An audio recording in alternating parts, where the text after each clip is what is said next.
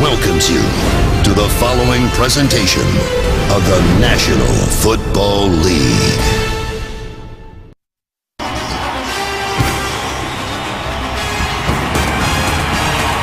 Redskins ready to kick off. Jay Gruden in his second year, 8 wins after a total of 7 Redskin victories in the previous 2 seasons. And for Jason Garrett, last year headed into the postseason, now trying to avoid the Cowboys' worst record since 1989.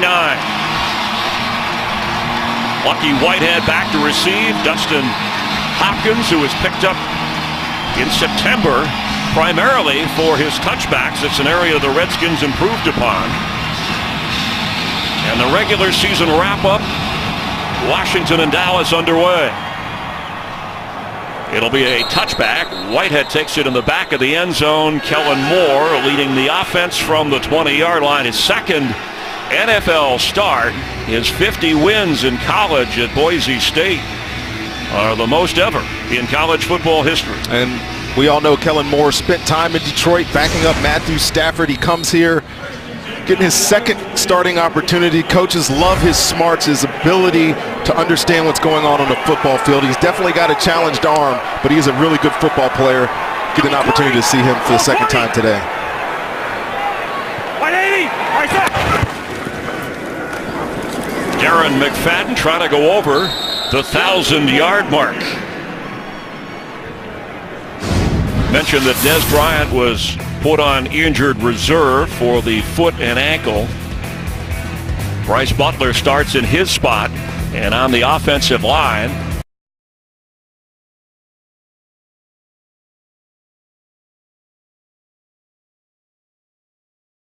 Witten only had 2 targets last week, the fewest this season.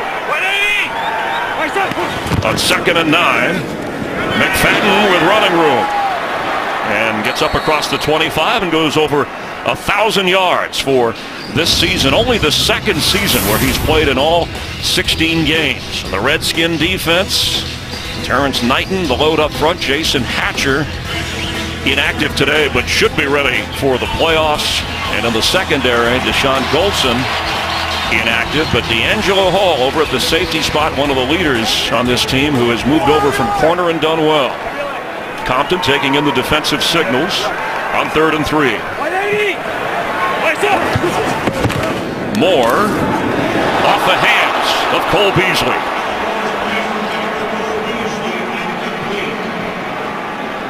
Three and out, so the Cowboys will bring out their punter, and Jamison Crowder, the rookie, who stepped in well at receiver when the Redskins had injuries during the year.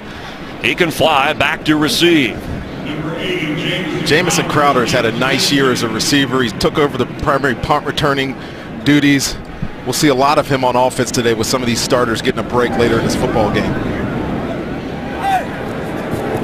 Punt goes out of bounds. Crowder never had a chance, just trying to track it. And they will spot this. They're moving all the way up to the 28-yard line. It's a pretty good field position for Kirk Cousins.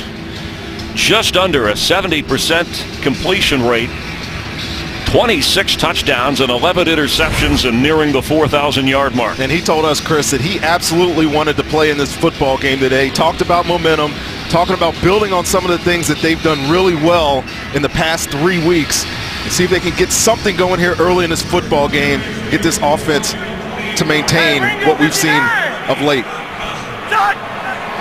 And on first down, Cousins completes. There's Jordan Reed, who's dancing around for a first down up near the 39-yard line.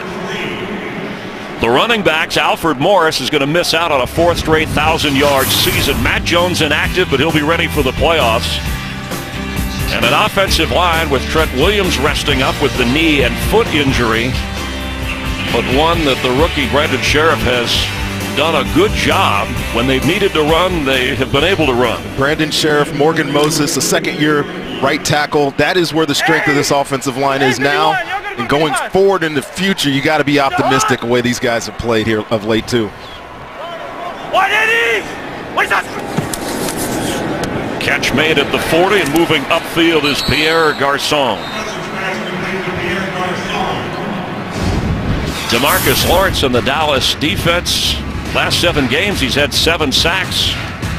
Sean Lee is inactive today. He's the team's leading tackler and a career high in tackles. So Kyle Wilbur slips in to the linebacking core, and Morris Claiborne out with a hamstring injury. And they'll miss, obviously, Sean Lee. He was having a fantastic year. Probably a Pro Bowl year, didn't get voted in. But Wilbur gets an opportunity to start at will linebacker. He has 4 starts at the other linebacker this year. Thompson in at running back gets the football and knocked down right away just short of the 43-yard line. Trent Williams, we mentioned, an observer here, but an important part of that offensive line in the sense that you want to make sure Kirk Cousins is protected enough in this game so he's healthy for the playoffs. Well, I think we'll see a lot out of Kirk Cousins and Sean McVay, the offensive coordinator. What we've seen on the first couple of passes, get it out of his hand quickly, protect your quarterback with number 79 getting that start at left tackle. And Greg Hardy's got to be licking his lips over here with the guy that hasn't played a lot this year and needing 2 sacks for his bonuses and all whatnot that happens at the end of the year. On 3rd and 6, time for Cousins. And the pass is low. That's Ryan Grant, but not good enough for the first down. Let's get a game break and check in with Mike Hill. Giants and Eagles could be Tom Coughlin's last game. Chip Kelly already gone, and guess who's liking life without Chip? DeMarco Murray, the embattled running back Johnson, 54 yards for the touchdown, and just like that, 7-0 Eagles in the first. Chris Ronde, back to you. Cowboy fans don't like to see DeMarco Murray having success for the Eagles. Have not seen a lot of that with them from the Eagles this year either. Tress Way, his punt towards Whitehead. Fair catch called for at the 6. In between that, should I let it drop and roll or should I grab it? So the Cowboys' second possession on offense. Scoreless here in the opening quarter. Southwest, transparency, no fares, nothing to hide. With Murray out of the picture, McFadden signed to share the load. He's carried the load. The 28-year-old in his 8th season. His second 1,000-yard rushing season, going over that mark moments ago. And on first down, McFadden trying to find some running room. And let's check in down on the field with Jennifer Hale. Well, Chris, certainly Darren McFadden is experiencing a resurgence here in Dallas after 7 years with the Oakland Raiders. Talking to running backs coach Gary Brown, he says the difference he notices in McFadden is that in his 8th year, he's really taking things seriously, realizing that he doesn't have forever, paying attention, Chris, to all the little details that make a difference. He got a $300,000 bonus, Jen, for going over 1,000 yards, and Stephen Jones telling us he's in the plans for their future. More on the run, incomplete for McFadden. You know, to me, Chris, what they've done in the running game, obviously a lot of credit to Darren McFadden, but it's the dividends of having invested in the offensive line. You know, 3 first-round draft picks up there the past couple of years. You get Collins, who really could have been a first-round pick as well, if not for the incidents leading up to the draft. So they have a foundation in place. They got a runner that they like, and maybe they'll invest another running back onto this football team. But it is one of the positives of this 2015 Cowboys season.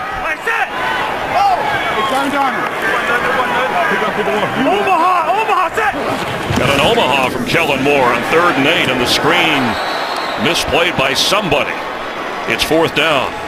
Well, definitely not a good start here for the, I guess, inexperienced quarterback. He's not young. He's been around. Can't get on the same page, and converting first downs has been a problem for the Cowboys all season long, and it continues here early in this football game. It's the 2nd worst offense in the NFL scoring points, averaging under 17 points a game. The 49ers, the lowest number, and so another 3 and out. Chris Jones in his own end zone, and Crowder hoping to have an opportunity back at the Redskin 40. Driven out of there, and it'll bounce around midfield, and here goes Crowder. Lost a little bit after getting up near the 45. Brought down at the 49 by Jeff Heath. Redskins, winners of the NFC East, take over on offense. Of the NFL. Jordan Reed, record-setting catch, owns the Redskin tight end record for catches, breaking that of Chris Cooley, part of the broadcast team of Washington. And another touchdown, and he'll add another record. That's Crowder with running room. Jamison Crowder. all the way inside the 3-yard line of the Cowboys. Rolando McClain saved a touchdown. Very nice play execution here by Washington. This is your receiver right here in the slot. Fake the play action, come back on this little slip screen and watch the offensive lineman get out in front, then just leave the rest up to this dynamic rookie who gets down inside the red zone. This is an ideal situation, Chris, for me, for the Washington Redskins. You get an offense on a short field. Kirk Cousins wants to keep this momentum, keep the reps going, and they're inside the red zone here early. A gain of 44 yards, first and goal with Alfred Morris in the backfield. Cousins for Ryan Grant, and touchdown Redskins.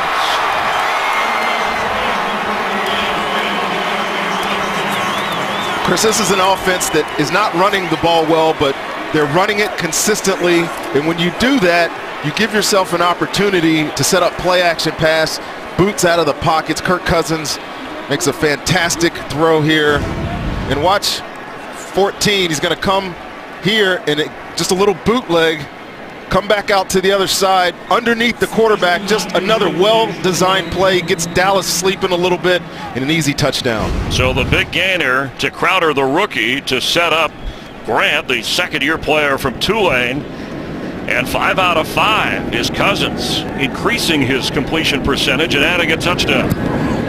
And the extra point is good. And the Redskins with a quick 7-0 lead on the 27th touchdown pass of the year by Kirk Cousins. Today's game on Fox is sponsored by the all-new Fiat 500X crossover. And then this is the final regular season game, so Brady, Russell Wilson, Bortles have a chance to equal that. Russell Wilson plays later today on Fox, and what an outstanding year he's had, with Colt McCoy, the backup, and Robert Griffin III inactive again today. And Kurt is such a competitor. Sit down with the kid and call him a kid. He feels like he's been around for a long time, but hasn't had a lot of snaps, obviously. Seen every single one of them this year for the Redskins, and it's been great if you're a Redskins fan watching his development. Well, he's a ball of enthusiasm and encouragement. You feel it when you talk to him, and you can see it in his play as Hopkins drives this through the end zone. Cowboys haven't had a kickoff return for a touchdown since 2008. It's always good to come to Texas for a Redskin-Cowboy game, regardless of what's going on in the standings. You like the plan, and Jay Gruden was very careful about not wanting to lose momentum with this Redskin team going into the playoffs, but protecting players from injury. Well, there's certain guys, quarterback perhaps, that are going to be on snap counts. But yes, he has a football team that's riding high. They've got a 3-game winning streak, and you talk about breaking up the season into quarters. They want to finish their quarter with 4 straight wins. Kellen Moore completes the pass at the 25. Bryce Butler, who again got the start for Dez Bryant. Boy, what a disappointing year, not only with Tony Romo's injury, but Dez Bryant battling injury and not very productive when he was out there playing hurt. But Butler, a guy who Jason Garrett says gives him a little juice, some big playability, who can move inside, outside. Well, he's got great size, and we'll get a chance to showcase that today with Dez being out. There's been some, I guess, hankerings around here about the quarterback play, but it's encompassing everybody. Nobody's been up to par. McFadden, a tough run across the 31-yard line. Well, it started with Romo, and Cowboy fans are familiar with Brandon Wheaton, who was moved out for Matt Castle, who is the backup today, and then Kellen Moore with his second start after starting up in Buffalo. But Cowboys were just hoping with the initial injury to Romo that they would be able to win a few games and he could come back and play. He tried to come back, got hurt again. There's Matt Castle looking on. And Wheaton doing well for the other Texas team, Houston, hoping to get into the playoffs. McFadden is a receiver, bottom of your screen. Moore with time. A pass behind the line of scrimmage.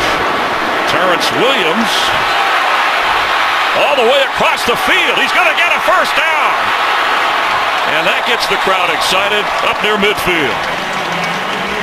What a fantastic run after the catch here. But Terrence Williams does most of this on his own. But the one thing that disturbs you when you watch the Washington Redskins defense is how many missed tackles that they have, and not a lot of bodies around Williams here as he makes this about 80 yards worth of run from 15. Big play for the Cowboys offense. Leads the team in receiving yards and added to it with 19 on that, a lot of it with his legs. And a sack. Ryan Kerrigan in on Kellen Moore. And Ryan Kerrigan with this right at the end of your line of scrimmage, going to get this double play action, really fake to reverse, fake to handoff, and Jason Witten is just a step too late out of his stance, and Ryan Kerrigan comes home with the sack. And he told his head coach, what do you mean? I'm not playing every snap of this game. No rest for me. I'm tuning up for the playoffs, going all out. And there's certain attitude on this Redskins team that's just like that. Talked about Kirk Cousins wanting that ability. Ryan Kerrigan said the same thing. I talked to D'Angelo Hall. He wants the reps. They know they got a chance in the playoffs, and they want to stay hot. After a loss of 8, it's McFadden. Gets up to the 47 after running into Kyshawn Jarrett. And it looks like Jarrett is the one in pain here who ran into McFadden.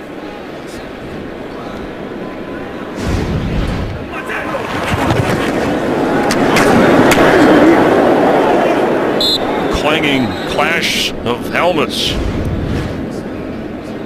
Check on Jarrett here in Texas. Stand up on his own with some guidance, get over to the to the sideline, after that head-on collision with Darren McFadden, and hope that he's okay. And McFadden a little shaken up as well. Jerron Johnson will come in at that safety spot for the Redskins. And the Redskins talking to them before this game, were going to try to rotate some of their safeties. D'Angelo Hall, who had a calf injury at the end of last week's game, wasn't looking to play the whole game, but it appears that rotation is out the window if Kyshawn Jarrett is out of the football game. 52's down, 51's the right. 52's down, 51's the right. 51's the right, 52's down. Hey, hold my set. A lot of chatter going on 3rd and 14. Middle of the field, high and intercepted. Will Compton has it. It was intended for Jason Witten. And the takeaway straight out of Compton. He gets back to the 42. And this ball just sails out of his hair. This is Will Compton right here. He's trying to get the ball to Jason Witten, and it's late down the middle of the field. Sometimes a dangerous pass. High, and Will Compton, who took over the starting inside linebacker job here about a month and a half ago, comes up with a big play, big turnover, takeaway for this Redskins defense. And a guy who they've moved around to a lot of different linebacker positions, and Joe Barry, defensive coordinator, said he just knows the game. He knows where to be and where the offensive players are going to be. And Jason Garrett's team suffering the turnover. And not only that, Will Compton, you look at Keenan Robinson, who started the year at that position, one of the most athletic players on this Redskins defense, and he can't get on the football field. But yes, this Cowboys offense, another turnover. I think they lead the league now in interceptions. And a 24-yard return. 180! What's up? Alfred Morris gets the football. And gets down inside the 37, 38-yard line before getting shoved back. Let's get another game break with Mike Hill. Steelers need a win. Jets lost to get into the playoffs, and Ben Roethlisberger doing his part, finding his tight end Heath Miller for the 2-yard score. 7-0 Steelers. It's scoreless in Buffalo between the Jets and Bills right now, but we'll keep you updated. Chris, Rondon, back to you. All right, thank you. Kellen Moore frustrated. It's been a rough start. Suffering the pick that was Compton's first interception of the season. There's the playoff picture at the moment in the AFC. If games having an effect for those trying to get in. 180! What is that? On second down, Morris met right away at the 40 by Byron Jones. It'll be 3rd down. Dallas defense has done a good job all year with run blitzes, and Rod Marinelli will draw up these opportunities today, because you know that Washington is going to want to run the football, try to shorten this game. You already see Kyshawn Jarrett get hurt. They can't afford injuries week 17 of the season going into the playoffs. But this Dallas defense, we know that it's going to play hard. See if they can get themselves back in this game with a stop here. Pierre Thomas checks in. Had a big game against the Philadelphia Eagles in the Redskin division clincher. Cousins for Pierre Garçon, who has it, and he's in with a Redskin touchdown.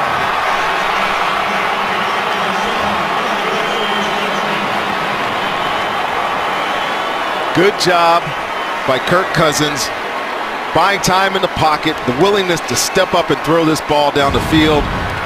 And then Pierre Garçon, one of the best competitors on this Redskins team, makes a fantastic catch here, leaping catch through the falling down secondary of the Cowboys.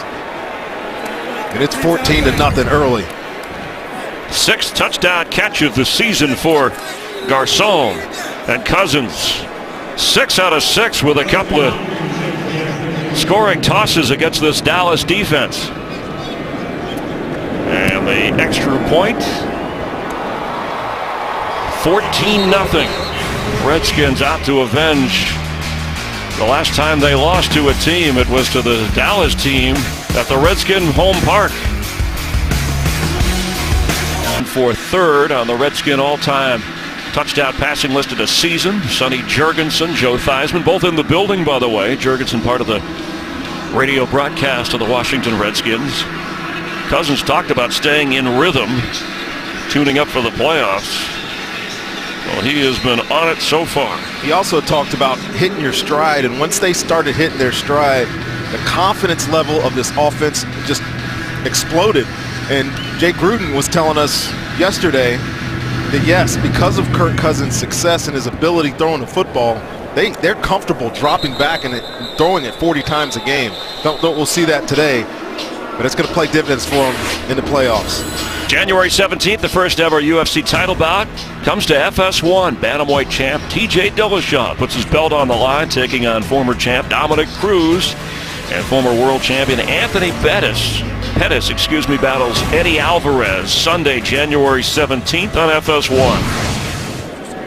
Sonny Jurgensen, the Hall of Famer, impressed with what he has seen out of the 4th round draft pick Kirk Cousins. McFadden with room. And a first down up near the 35-yard line. Best offensive play of the day other than the Terrence Williams run to help this Cowboy offense. Good block on the edge here. Obviously some good blocking up front to spring them. But Bryce Butler getting after Will Blackman, able to get some extra yardage for Darren McFadden.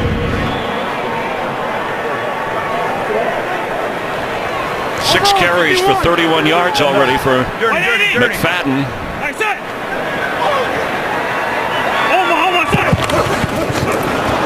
Ball's loose and the Redskins are on it. It was an awkward exchange.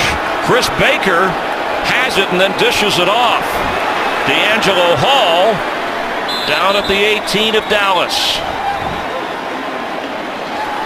Well, just mistakes that you can't have. If you're the Dallas Cowboys, you want to get back in the game. Center quarterback exchange, the most fundamental part of football. Can't get that right. And the problems continue. The myriad of problems continue for the Cowboys. Well, the good news for the Redskins is they're flying into the playoffs the way they want to. And for Dallas, Jason Garrett talked about preparation and finishing strong. He said that's been the problem with this Dallas team all year long, is that they just haven't been able to finish. Well, they're not starting well either. And the Redskins, nobody has been better at forcing and recovering fumbles this year than the Redskins. They lead the NFL in that department. And D'Angelo Hall last week picked up a fumble, went in for a touchdown. The first player in history of the game to have 5 interceptions for touchdowns, 5 fumbles for touchdowns. He's changing positions to safety. I hope he knows those people. My contact further back prior to the fumble. We'll review the play. But D'Angelo Hall, just to get back to him, he's been a ball magnet over his career, and making that transition to safety is going to probably help prolong his career a little bit.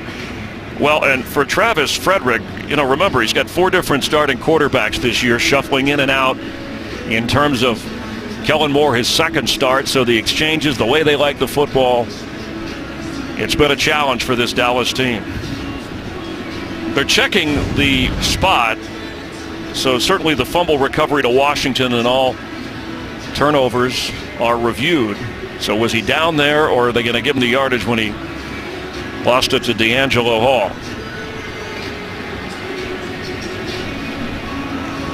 Right now it's spotted at the 18-yard line. I don't see anybody in white touching him, and before he gets touched down by Frederick there, the ball is out, and D'Angelo Hall is likely to stay as called. Our rules analyst Mike Pereira watching along with us as he does all of the games back in Los Angeles at the Fox Network Center. But you mentioned this Redskins defense and their turnovers, be able to create fumbles, and they're not a great unit. I wouldn't say they're a great unit. They don't have a bunch of superstars running around just dominating people, but they're opportunistic. Saw the interception earlier. You mentioned they lead the league now in fumble recoveries. Big credit to the defense. The runner was down by contact with possession at the 29.5-yard line. Please reset the game clock to 3:41. 3:41 in the game clock, please. So I think what our referee is saying is that when Baker, that's John Perry, when Baker got to the football, it looked like his leg may have touched Kellen Moore, who was already on the ground trying to recover the football. That's what would bring back the spot. And right there, yep, you see Kellen Moore has his hand on his knee, so that's a correct call. It's still the Redskins fumble recovery. Baker, just no advancement from Hall. Wait, hold on. All right, we're good. On that knee. Wait, hold on. Hey, Rhino, stop. Pass is caught, brought down right away at the 25 is Garcon. And you got to imagine Kirk Cousins needs 120 yards in this game, whatever it is. Coming in, now he's only 9 yards away from becoming the all-time single-season passing yardage leader in Redskin history. It would break Jay Schrader's mark, and he's 7 out of 7 so far.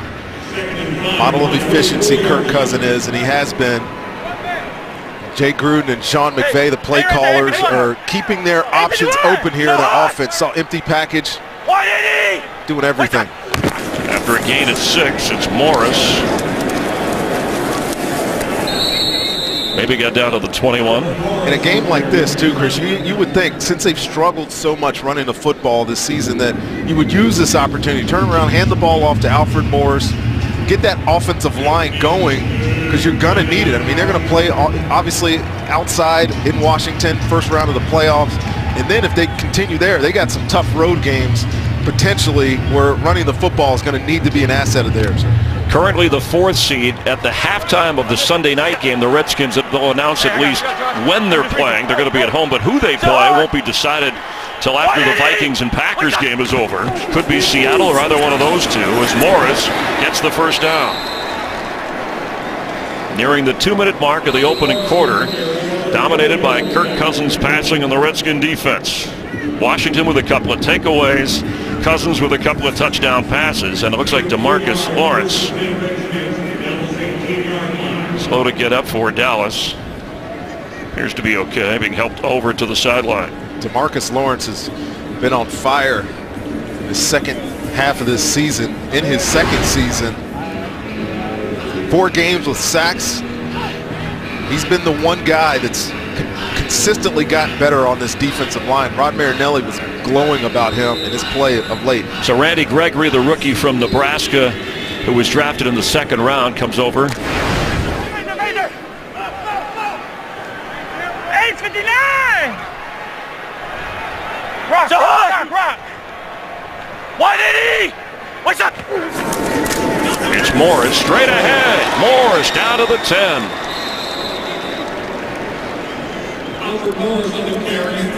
He came in averaging just over 3.5 yards a carry.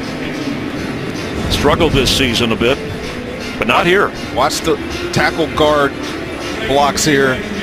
Get the double team. And straightaway runs. It's not really the forte of the Washington Redskins. If you watch them, you know they like stretch runs. Alfred Morris cutting back up inside. But it sets an attitude when you get those big guys up front and you run right at the heart of a defense. Picked up 8 yards. This is his 6th carry today. Alfred Morris carried a total of 6 times in the meeting with the Cowboys earlier this year. Let's check in with Mike Hill. Jets can get that 6th seed in the playoffs with a win or a Pittsburgh loss. Not looking good so far. Tyrod Taylor with the 18-yard score for the Bills, putting them on top 7-0. Meanwhile, in Cleveland, Pittsburgh leading the Browns 7-3 in the first. Back to you. All right, so the Jets need to win to get in. If they lose and the Steelers win, they get in. We'll be watching these all afternoon. America's Game of the Week later, many will see the Arizona Cardinals and the Seattle Seahawks. Cousins for the end zone. Juggled incomplete. Pierre Garçon got his hands on it. He caught it with one hand. He just happened to be out of bounds when he came down with it. Excellent throw. Terrific one-handed catch. But yes, out of bounds juggling. Now he was complaining about being shoved by Olatoye. He's allowed to do that. Olatoye over there getting this opportunity with some of the injuries in the secondary. Garçon shoves back, doesn't he? Yeah, he does. I got plenty of Garçon stories from my playing days. But Olatoye, good young corner, getting an opportunity to start. Don't tell me this game means nothing to, especially to a guy like Olatoye out there. First incompletion for Cousins. And now for the end zone again, having to get rid of it a little early as he got knocked down at the 15-yard line. Trying to go to Crowder. It'll be 3rd and goal. Greg Hardy getting a rush here. Beats the cut block. And this is what you don't want. You're Jay Gruden on the sideline. Seeing Hardy just bury your quarterback. That look tells everything. Do not take hits like that, Kirk Cousins. 30 quarterback pressures in 11 games for Hardy coming in, and the fans here want to stop on 3rd and goal.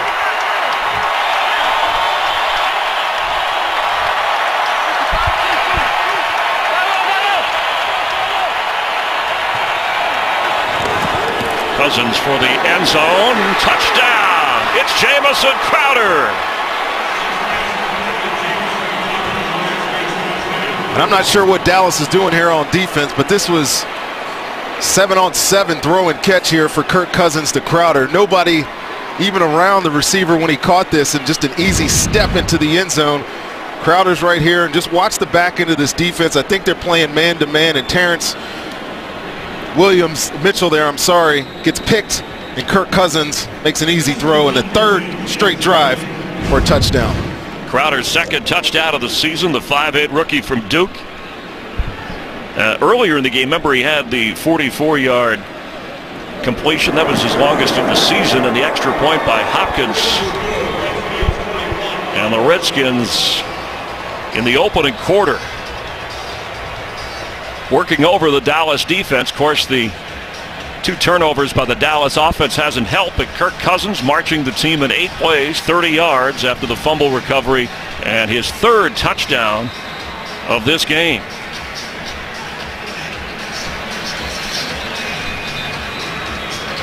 You know, if you go back historically, Robert Griffin III, who we talked to, who as a rookie got this team to the playoffs in the same draft, people questioned, why do you pick Cousins in the 4th round?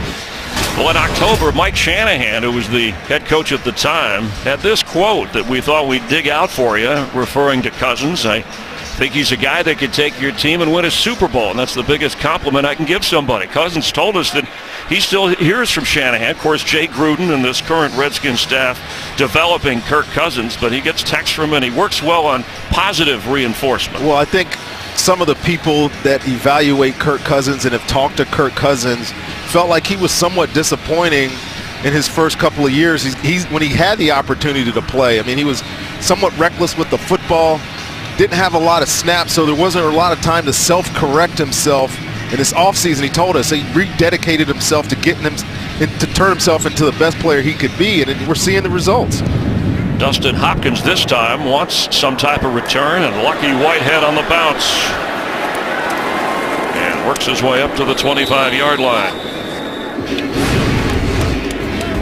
Redskins again, the 4 seed, nothing can change here. They will be at home either Saturday or Sunday hosting a playoff game. And all the NFC playoff teams are set. It's just who has what. Carolina, Arizona, either one can be the 1 seed. Vikings play the Packers. Seattle could end up coming to Washington. I know that's something D'Angelo Hall talked about, as it'd be nice to get a little revenge for the last time the Seahawks went through the postseason at Washington.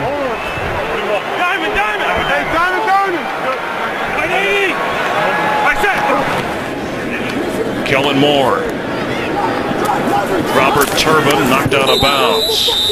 Now Moore, when we asked Jason Garrett, he's really not even playing for the number 2 spot here. He's just playing out the string, and this opening quarter is a string Jason Garrett would like to forget against the rival Redskins. 3 touchdown passes from Kirk Cousins. Washington leads 21-0. With Rondé Barber, Jen Hale on the field, Chris Myers here, and moments ago Greg Hardy, and you'll see Orlando Scandrick in street clothes there, gathering the defense and trying to hold things together. Sean Lee inactive today, and a 21-0 deficit.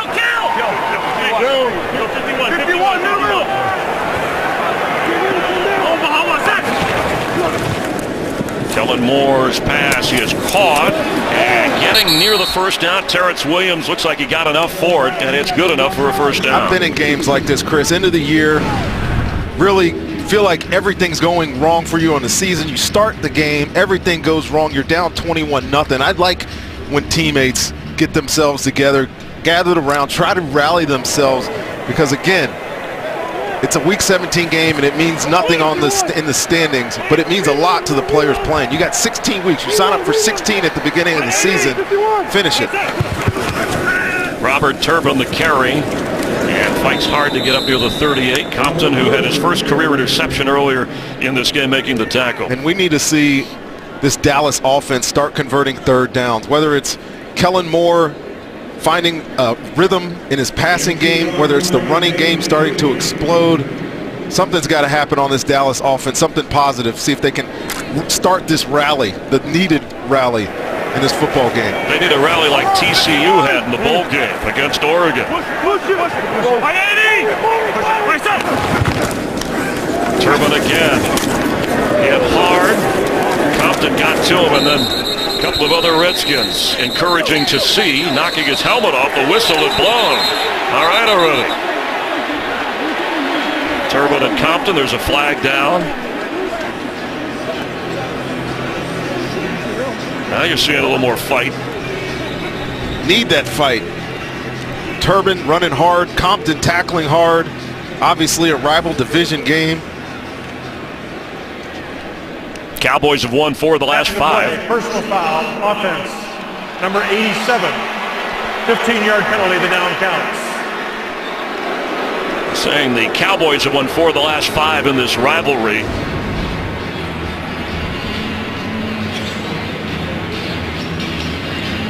Very good tackle there. Gang tackling by this Redskins defense. 87 Swaim. See, they're calling him for the... Well, he gets involved in there late. Looks like D'Angelo Hall. Yeah, I'm not sure that took a swing at him. I'm not sure that the foul there should have been on Swaim.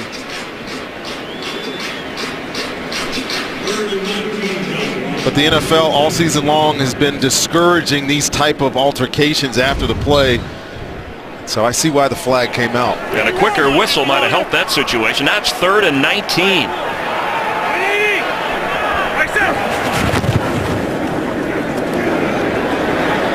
Underneath. And James Hanna falling at the 30. It'll be 4th down. A Cowboy offense that in 4 games this year didn't produce any touchdowns. Although time of possession is something that they have actually, you're not seeing it here, but during the course of the year they were able to kind of chalk up that. They've been good possessing the ball, maintaining drives, but they get into the red zone and they're converting less than 30% of their opportunities, and that's where the lack of points comes. But today we haven't seen any of that. Can't get the ball past midfield here. And 0 for 4 on 3rd down as Jones drives this punt to Crowder at the 20. He'll be smothered at the 22-yard line, knocked backwards. Jeff Heath again on the special teams play. Redskins, they have the lead and they have the football. Only at Pizza Hut. By AT&T, mobilizing your world. And by Pepsi. Go behind the scenes of the Pepsi Super Bowl 50 halftime show only on Pepsi.com. Welcome back to Dallas, where the Redskins defense will now be operating the rest of the day without Kyshawn Jarrett. He's been ruled out with a neck and shoulder stinger. However, he is still working his way through the concussion protocol. Possible that head injury could be worse. We will let you know, Chris, as soon as we know more. All right, thank you. DeMarcus Lawrence, a knee injury. He's out for Dallas at the moment. Jordan Reed with another catch. Kirk Cousins, by the way, the first Redskin quarterback in history with 3 touchdown passes in the first quarter. How about that? Kirk Cousins continues on his fantastic 2015 campaign. And we asked these guys, what do they think their chances are in the postseason? And I loved all their responses about they're still just trying to get better. They know that there's a ceiling that they haven't reached, especially on offense. Wide Eddie! What's up? 2nd and 7. Morris straight ahead. Let's get a game break and say hi to Kurt Menefee. Kurt? Hello, Chris. Buffalo saying hello to a big lead against the Jets. Carlos Williams on 4th and 1 gets a 2-yard score. They missed the extra point, but they lead the Jets 13-0. New York needing to win to get into the playoffs. Well, Rex Ryan, maybe you think he's mixed it up a little special potion for that game? Disappointing year for Buffalo and trying to make it that way for the Jets, who if they win, they're in the playoffs. 3rd and 5 for Cousins. For Crowder, he's got it. Kept his feet in, and yes, at the 44, and that is the record for passing yardage. Cousins on that throw. 4,000 plus, so he passes Jay Schrader's 86 mark. Well, here's the route. You're going to see him come all the way and come out the sideline. And Crowder is the benefit of a terrific touch pass by Kirk Cousins down that sideline. And again, I continue to be impressed. He talked about going into the playoffs playing your best football. Well, this kid right here is playing his best football by far. Wide Eddie! What's up? Cousins at age 27 has found his rhythm, floating it for Reed perfectly. Ball comes out, but it's out of bounds. Catch made. Jay Schrader back in 1986. A Redskin high water mark at the moment, 4,109 yards. He was the NFC's top passer, second only to Dan Marino in the entire NFL. Remember Gary Clark and Art Monk, the top receivers, both more than 1,000 receiving yards. And that season, the Redskins with a 12-4 record before falling in the NFC Championship game to the Giants. But now Kirk Cousins owns the mark. Hey, 59! Can he take the Redskins further into the postseason? What's up? After again at 29, Pierre Thomas. And you know, Thomas, an interesting story because Jay Gruden said, I like guys that you can sign on Monday and they play on Sunday. They actually signed him Wednesday and he played on Saturday. So they've had a few guys like that. Alex Smith, the tight end, and Mason Foster and Will Blackman. And you mentioned Pierre Thomas. We had a game earlier in the year where he came off being on his couch and played for San Francisco. He only lasted a week there, but it's nice to have veterans that you could just plug and play into your system, and they found some gems. The GM and the head coach and all these guys identifying some talent. They're helping them as they make their playoff run. Lawrence back on the field for the Cowboys. On 2nd and 9, high snap gathered by Cousins, middle of the field, Reed knocked down. It'll bring up 3rd down. Jordan Reed, I'm telling you, he's one unique talent. Over 900 yards receiving, 80 plus catches. And he is a special route runner. It's right here, but watch the move, the jukes at the top of his route and just leaves Rolando McClain in the dust. You see him do that on linebackers. I've seen him do it on corners when he splits out wide. He is very, very tough to deal with. And he missed a couple of games back in October with a concussion. Boy, did this offense miss him. He's right there at the top of the screen. Let's see if Kirk Cousins dials him up for a touchdown off. On 3rd and 4. Underneath that Crowder couldn't hang on. It'll be 4th down. So the Cowboy defense in this first half finally keeps Kirk Cousins and the Redskin offense out of the end zone. That's what this Cowboys defense has been most of the year. You talked about them staying in football games. It's a bend, don't break kind of mentality with this unit. They're able to get off here. And Chris, would imagine the record's done with Kirk Cousins. They come back on offense. We could be seeing Colt McCoy in the football game. And Sean McVay told me they want to get snaps for Colt McCoy. He hasn't had a lot of looks this year. You never know when you might need a backup quarterback. Dustin Hopkins to try a 27-yard field goal. And nailed it. 24 out of 27 this year. And he really improved the touchback area, which is why the Redskins added him in September. Another one of those moves that have worked out well for Washington. The record-setting Redskin quarterback Kirk Cousins. Robert Griffin wishing him well. And Cousins, who back at Michigan State, the Big Ten media, his speech prompted him to write a book called Game Changer, Faith, Football, and Finding Your Way. And that's what Jay Gruden said this year once we named him the starter. He found his way, and the team has followed. I got to say, there's probably been two great casting decisions this year. One was Daisy Ridley as Rey in the new Star Wars movie, but the big one was Kirk Cousins, starting quarterback of the Washington Redskins. If you haven't seen that movie. So you do football and movie reviews. Yeah, if you haven't seen The Force Awakens, definitely go see it. Well, the Redskins have awakened, and the fact in the last 8 years, each team in the NFC East has won 2 division titles. This one for the Redskins coming behind that man. Sponsored by Chevrolet.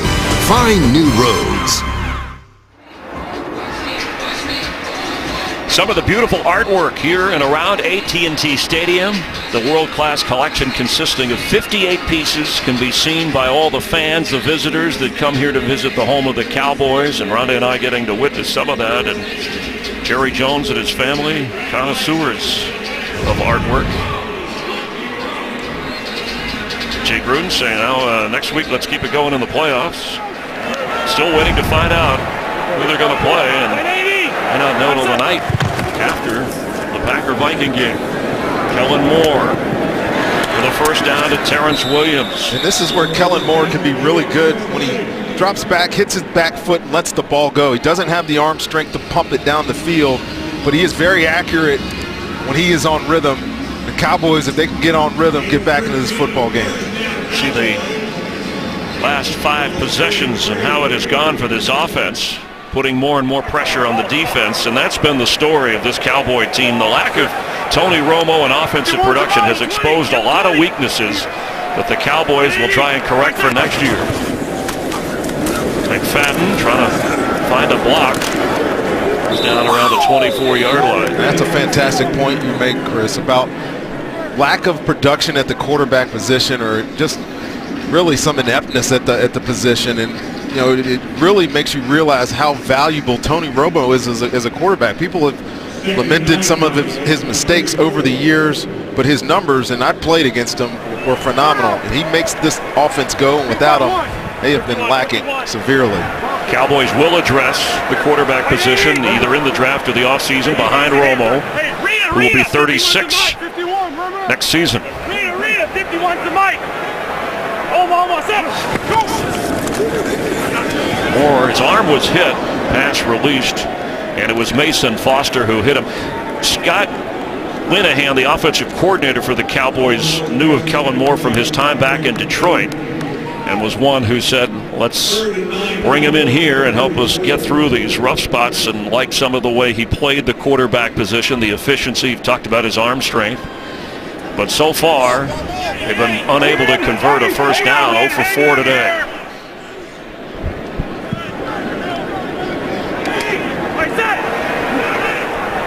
Stay. 54 to Mike.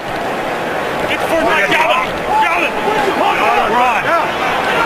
180. I said. Cole Beasley fighting out of bounds short of the first down. D'Angelo Hall wouldn't let him get loose.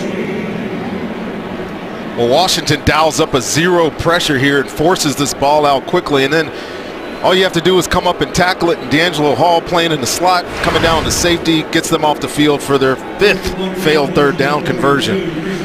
It's unbelievable this offense can't get anything going, and credit this Redskins team. They've been nearly flawless in the first quarter and a half of this football game. It's a fake. Straight ahead run. Depends on the spot. Falling forward The Cowboys, the direct snap inward. On 4th and 1. Jeff Heath, who's been making special teams tackles in the first half, he gets the snap and goes right up the middle. And why not? You're down 24 points. Your offense is listless. Rich Bisaccia, Jason Garrett dialing up a play to get this thing going. Got one of the great stadiums in the entire world with fans anxious for something to happen. Since the building opened here, AT&T Stadium, the Cowboys losing record. One win at home this year. Underneath, James Hanna down to the 43 and a first down. It's amazing sometimes what a big play on special teams can do to galvanize your football team, and we've seen them drop back, throw the football a lot today. Darren McFadden had some early runs, but when you're down this many points, why not just let it go? Try to get yourselves back in a football game. And I like the play. I like the play call on the fake. And I like getting your young quarterback some opportunities to throw the football. Darren McFadden in at running back, 7 carries, over 30 yards so far. Kellen Moore, 8 out of 13. He has suffered a pick and a fumble. Set to throw here. And wide open is Terrence Williams. Can he make it in the end zone? No. 3 Redskins close in a hurry, including Will Blackman. Well, really good job here. You motion down 83 to the close to the core. You think it might be a running play. The play action gets that Redskins secondary to bite up, and then he's wide open and a nice completion and throw. And this is why you like Kellen Moore as your quarterback, just the understanding what he's going to do to the defense when they step up. He's patient, finds his receiver, and delivers a nice ball. A gain of 36, best scoring chance for the Cowboys today. McFadden inside the 5. You know, Terrence Williams, when Des Bryant went out, you thought he might emerge as the go-to receiver. Looks like we have an injured player on the Redskins.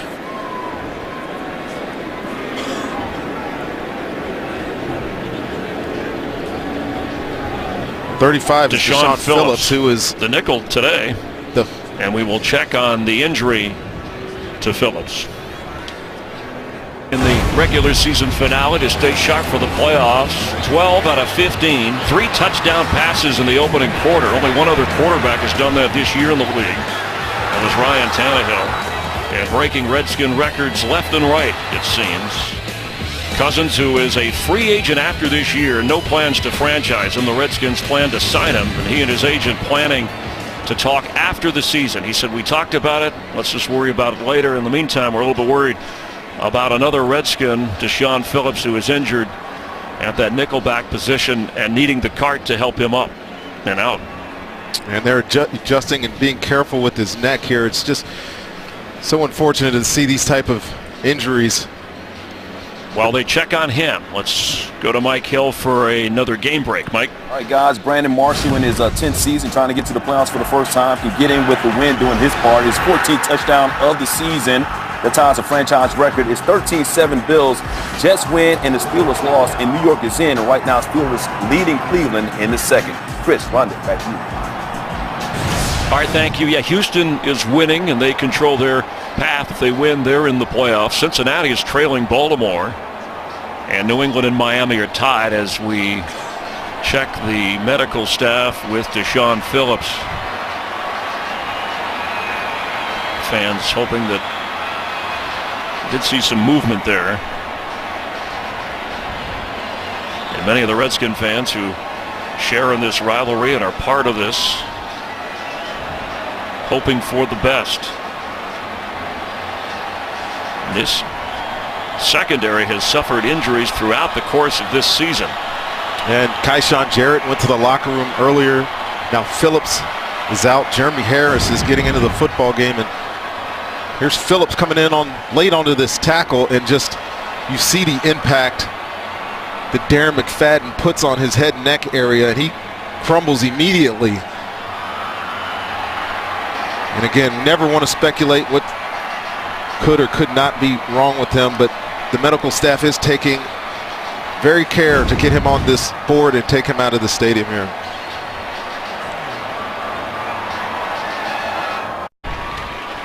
Redskin defensive back Deshaun Phillips, who's from Texas, from Duncanville, Texas, played at Tarleton State. And fans appreciating his effort and concern as the medical staff will try and help him off of the field. Let's check back in with Mike Hill on the Houston Texans. Yeah, Texans win. They wrap up the AFC South in that 4th seed, and Jonathan Grimes doing his part, his second touchdown of the day, 3-yard score. 17-3 Texans leading in the second. Chris, Rodney, back to you. Thank you, Mike. We'll be keeping an eye on all the other games going on. America's Game of the Week later today. Some will see Tampa Bay going up against the Panthers. Others will see Arizona going up against Seattle. In Oakland and KC, the Chiefs, the hottest team in the NFL.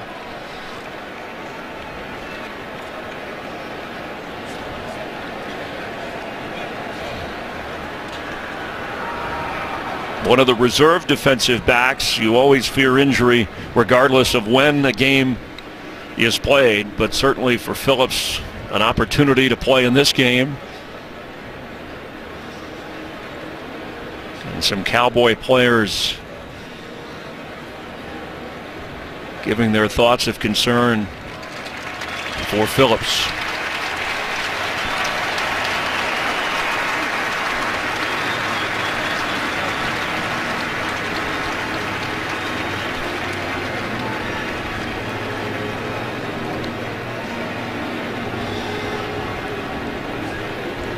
And Jeremy Harris, the free agent from New Mexico State, will come in for the Redskins. You saw the update a moment ago with the Texans, who win, they're in.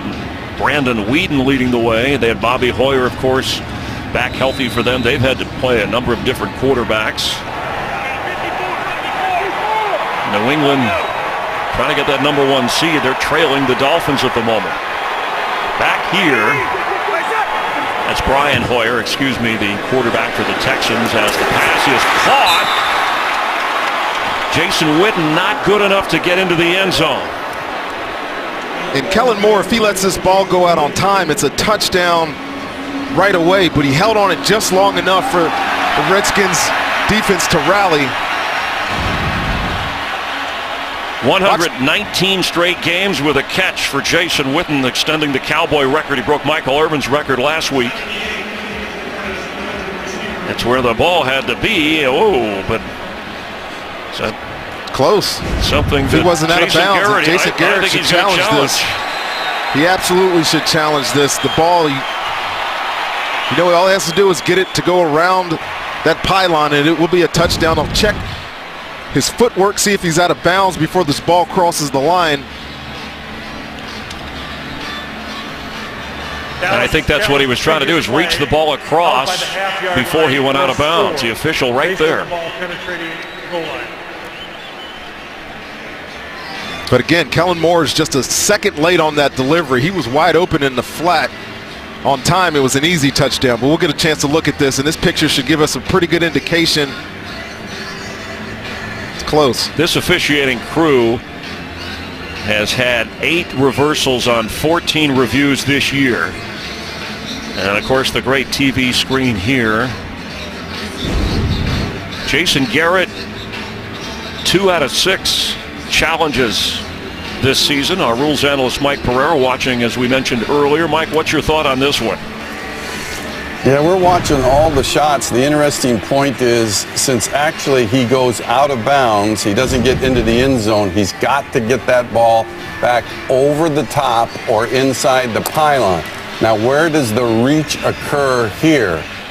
Does it go over the top at that point? Again, keep in mind, I think the league's done a pretty good job on this, that the original call on the field was that it wasn't. My assumption looking at it based on this is that it is, but it's very, very tight.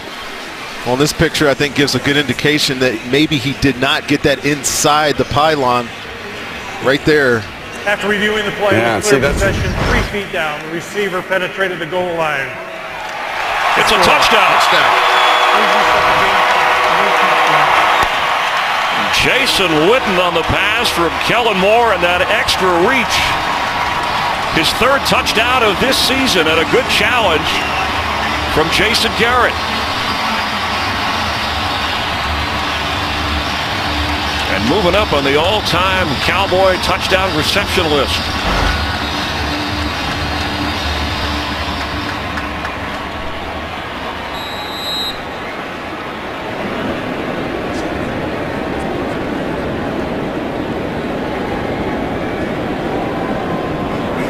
Dan Bailey with the extra point, and the Cowboys are on the board with just over 3.5 to go in the first half. Kellen Moore, his 2nd touchdown pass as a Cowboy, and this is his 2nd start. When you think of great games in the Redskin-Cowboy rivalry, there are a lot of them. Remember 1974 on Thanksgiving, Roger Staubach knocked out of the game in the 3rd quarter with a concussion. And here comes Clint Longley, the rookie. A come-from-behind victory for the Cowboys, throwing 2 touchdown passes. The knockout punch, a 24-23 Cowboy win. And earlier this year, Dallas winning a wild one against the Redskins on Monday night. Emmitt Smith looking on, recalling some of the Super Bowl years.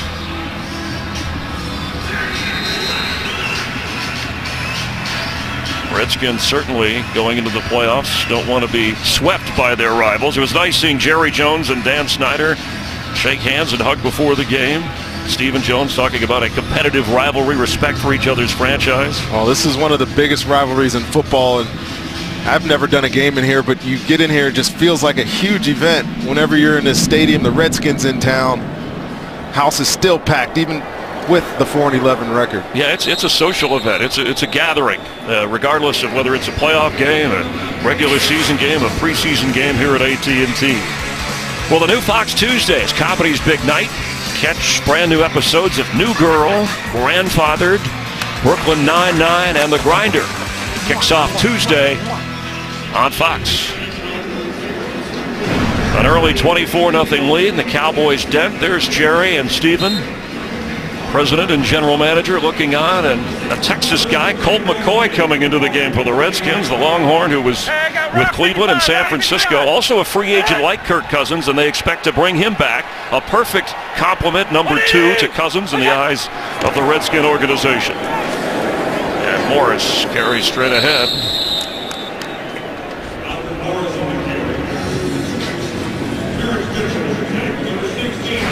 Colt McCoy saw brief action against New Orleans back in November. Has not thrown a pass this year. Was just handing off. These are the career numbers, and this is 6th season. Was actually a 2nd-round pick of the Browns in 2010. Heisman Trophy runner-up. He led Texas to the BCS title game with Alabama, but he was injured early in that game.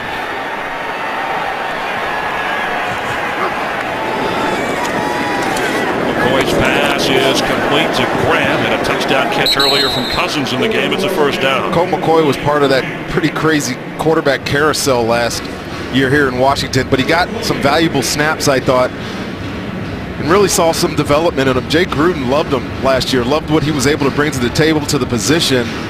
So it's good that he's getting some snaps here at the end of the football season, just in case he's needed down the road. He made 4 starts for the Redskins last year. Talked to Robert Griffin before the game and said he's healthy and in limbo at the moment, but anxious and ready to play whenever, wherever. On 1st and 10, it's Morris. And we will keep a close watch. Jennifer Hale checking on Deshaun Phillips, who you saw being carted away. As soon as we get any kind of an update, we will certainly pass that information along to you.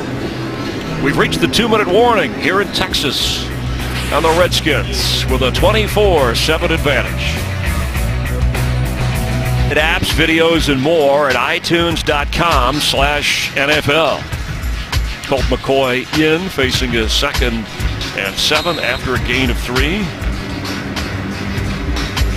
Everybody's got a phone. They're either watching, texting, tweeting. We're all connected here.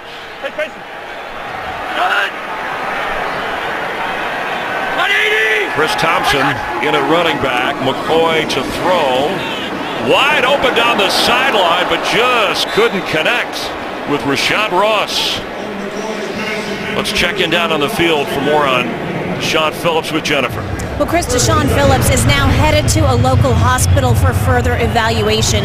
The Redskins medical staff did not like what they saw in his neck injury, so they decided he needed to be looked at more closely. The good news is he does have movement in his extremities. So we will keep you updated as soon as we get more from what doctors at that local hospital say, Chris. All right, thank you very much for that. Hoping for the best for Deshaun Phillips.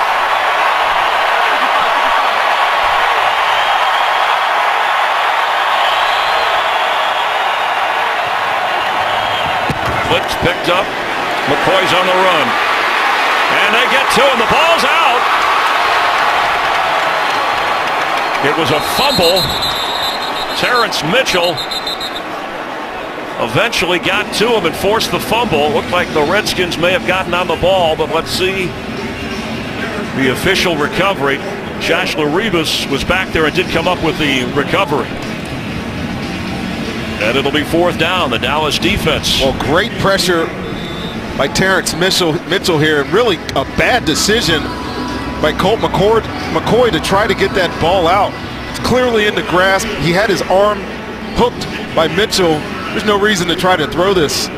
It's fortunate that Laribas is right on the spot to make this recovery. And that's one of the problems the Cowboys after last year, 31 takeaways.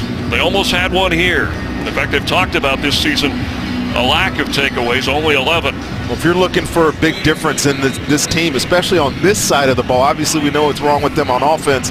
It is absolutely that. Missing Orlando Scandrick, some other important pieces, not generating enough sacks. If you ask Rod Marinelli, that's the difference between this Cowboys team and last year's.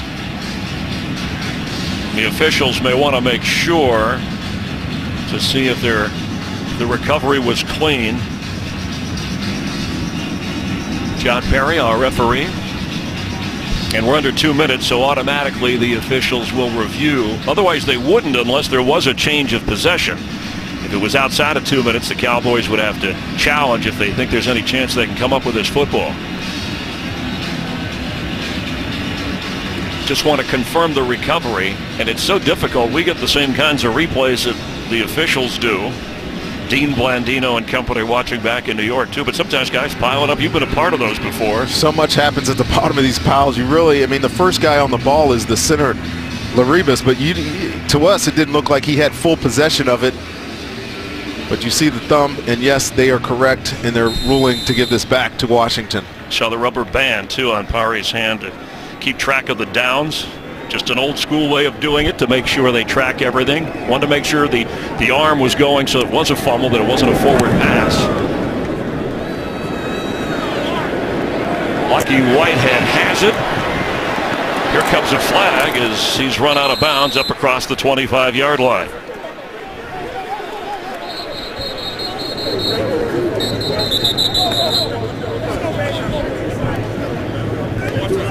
Redskins have not had a penalty accepted against them today. Only one on the Cowboys. During the return, illegal block in the back. Return team number 31, 10-yard penalty, 1st and 10. Yeah, well, if you can see his name, you don't want to be blocking him on his jersey. And 31 right there, definite block in the back. Easy call for the officials there. And that's Jones, Byron Jones, who's been a pretty good player for this Dallas defense. They played him at corner. He's starting at safety for the 2nd week in a row. Really excited about his work, but special teams penalties. See if Kellen Moore and the Cowboy offense after the touchdown pass that was challenged and converted for Jason Garrett. Jason Witten hauling it in. See if they play off that momentum here. As he is caught, Bryce Butler up across the 20. Each team with 3 timeouts. Check that. Cowboys have 2, Washington 3, as Moore completes over across the 30s, Terrence Williams, and gets out of bounds. Important because of those 2 timeouts and just over a minute to go. Well, the last 2 drives for Dallas, you can see a little bit of the momentum coming back into this offense. And Kellen Moore, again, is doing a pretty decent job when he's on rhythm, delivering the football. His receivers are working well for him. You saw him come back for that completion there. They can get down the field, score, get another score here before the halftime. You feel a lot better. You're sitting in the stands here looking for a Cowboys comeback. White 80. White 7. Wide open is Witten, and he's got it at the 45 of Washington.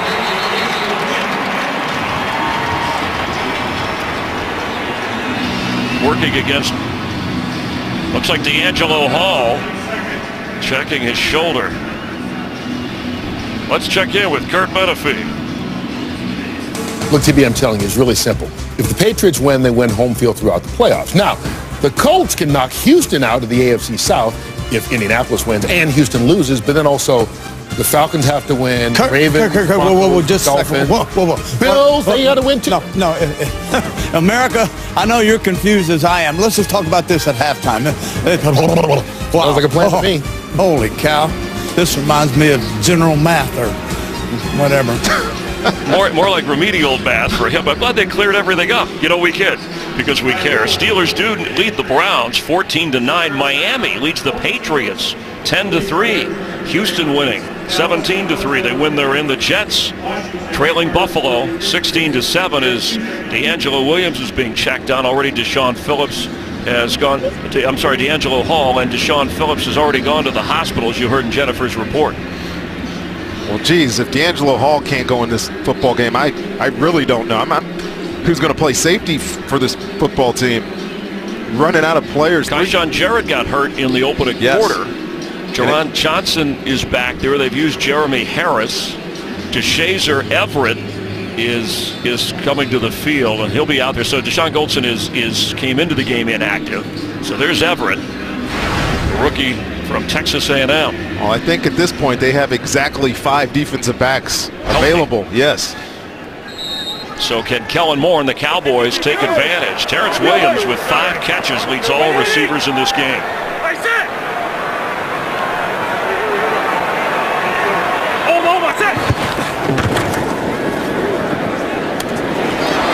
Butler inside the 23-yard line. And it's like they're running the same play over and over and over again. These Washington corners are giving these receivers a lot of room, and Kellen Moore is delivering some very nice footballs to his receivers. Another first down. Butler coming off the best game of his career. He had 4 catches for the Cowboys against Buffalo. D'Angelo Hall has come back in for the Redskins after a gain of 24. 52. They win. We got 54. White 80. White 7. Kellen Moore, catch made by McFadden, brought down inside the 15. It's Mason Foster on the tackle. Dallas has 1 timeout. They used one in that update when we also showed you the D'Angelo Hall injury.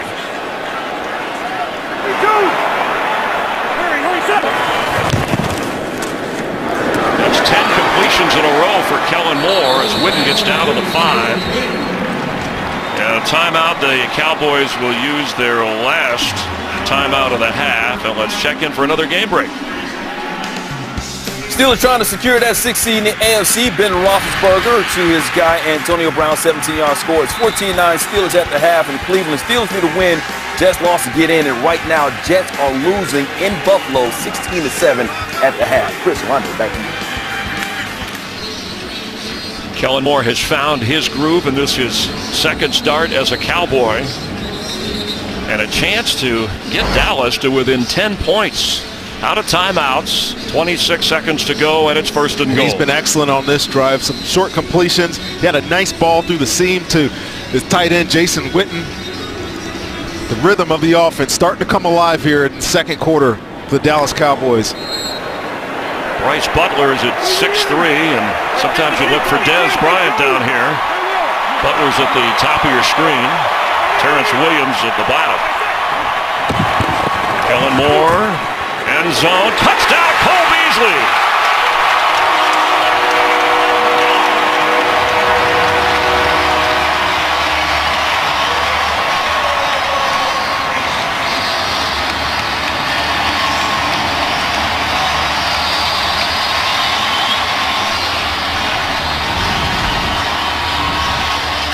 Cole Beasley right here in the slot.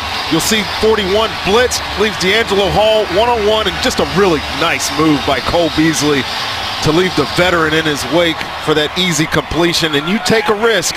If you're the Redskins, you go all-out blitz. Got one-on-one on the backside, and the Cowboy receiver wins. Dan Bailey, and at one time, 24-0. Now it's only a 10-point Redskin lead. The fourth touchdown catch of this season for Cole Beasley, who's been battling injury but toughing it out at only 5'8". Second on the team in catches and in the end zone for Jason Garrett and the Cowboys. And you'll see all these guys populate the box. Everybody's blitzing here. All the outside players are one-on-one. And it just takes one winner, and Kellen Moore found him for the touchdown. That was an impressive drive for Kellen Moore, marching 86 yards in just over a minute and finishing it off with what the Cowboy offense wanted more of this year, touchdowns when they got into the red zone. We've talked earlier in the game about their possession, and I think they're fifth in the league in time possession. They just get in the red zone and don't score, but they're able to take advantage of a full-out pressure by Washington and get on the board here and make it 24-14. Nice to see the boss smiling. And the quarterback of the future and now when he's healthy.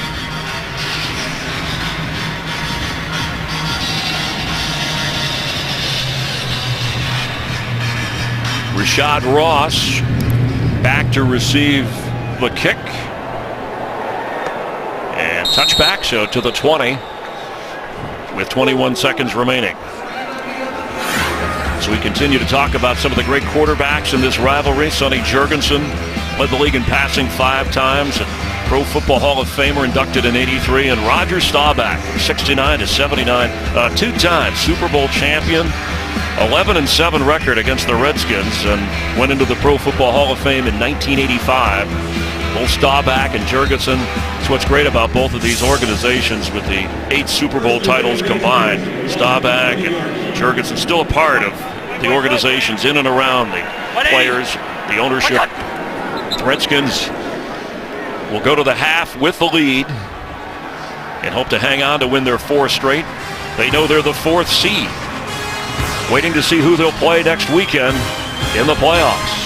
Kirk Cousins with 3 touchdown passes in the first half. Right now, let's go to Kurt Menefee in Los Angeles.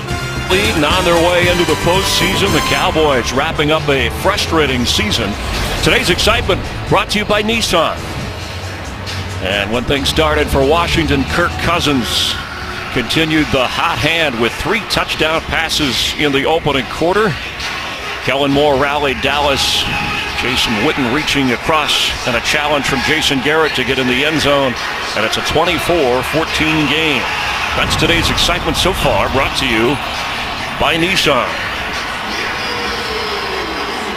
Cowboys ready to kick off. They did have a fake punt on 4th down, picking up a yard, surprising Washington as Kellen Moore has gone all the way for Dallas. Colt McCoy came in after Kirk Cousins went 12 of 15 with those 3 touchdown passes, and he told us he'd be listening in and observing. Rashad Ross back to receive. Redskins have had a couple of touchdown returns in the kickoff area this year.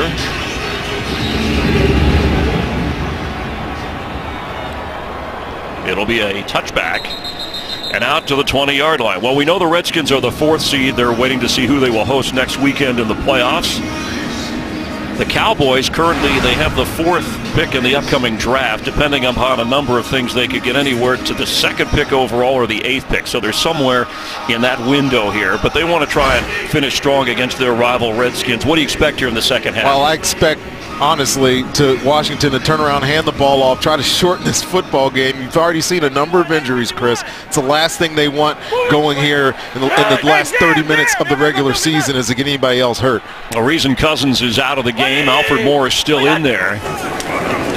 He has carried the most for Washington as he gets up to the 21-yard line. It'll be 2nd down 9. Let's check in down on the field with Jennifer Hale.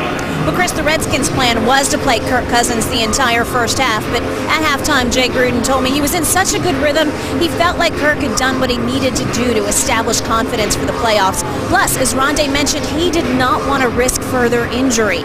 This half, expect to see more of the run game and more starters resting on both sides of the ball. Chris? Pierre Thomas, Jennifer, has come in with Matt Jones inactive. Chris Thompson, usually the 3rd down back. Colt McCoy. And Pierre Thomas, the ball is out and incomplete right away. Ruled that way as Anthony Hitchens was in on the hit. Well, screen plays are all about timing. Anthony Hitchens was in man-to-man coverage on Pierre Thomas. Read it perfectly, avoided the offensive lineman trying to get in his way. You see Long there. Fantastic hit. Remember Sean Lee inactive. He was a late scratch, the team's leading tackler. DeMarcus Lawrence has been in and out with injury. David Irving, who fractured his wrist off of last week, hasn't played either. On 3rd down and 9, McCoy, middle of the field, Thomas, catch made, but brought down at the 26. It'll be 4th down. And that's what you love about the Dallas Cowboys defense. Watch how fast they play this second half. Even though this game, you know, some people may say it's being treated like a 3rd preseason game or whatnot with all the starters from Washington being out. But don't get mistaken, there's a football game going on here. A lot of people playing for pride on this Dallas defense, and they want to win a football game. And a nice stop to start the second half. Tressway drives Lucky Whitehead to the 15 of Dallas. Here comes a flag at the 30, and he's knocked down short of the 12-yard line. Redskins have yet to have a penalty accepted against them today. 2 on the Cowboys.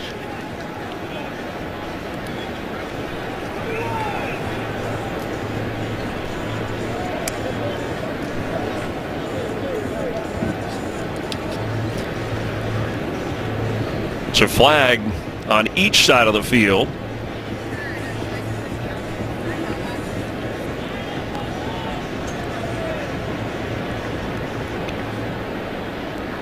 During the return, illegal block in the back. Number 51, penalties declined. During the kick, holding, return team. Number 31, that penalty will be enforced. 1st and 10, Dallas. Let's check in now for a game break with Mike Hill. Bengals with a chance to get the 2nd seed today against Baltimore. A.J. Green, 5-yard score from A.J. McCarron. Bengals win, the Broncos lost, and Cincinnati gets a first-round bye for the first time since 1988. Chris, Rondé, back to you.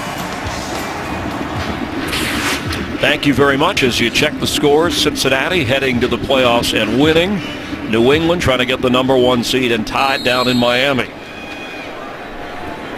Kellen Moore finishing up on a hot streak in the first half.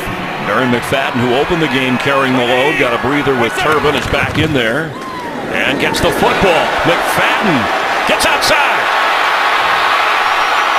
All the way up near the 40-yard line before D'Angelo Hull ran him out of bounds. We've seen this all year from Darren McFadden, and I thought it was interesting that Jason Garrett said, I thought he was going to be our 3rd down back, but mid-season, he turned into a great runner. And watch the cutback here by Darren McFadden.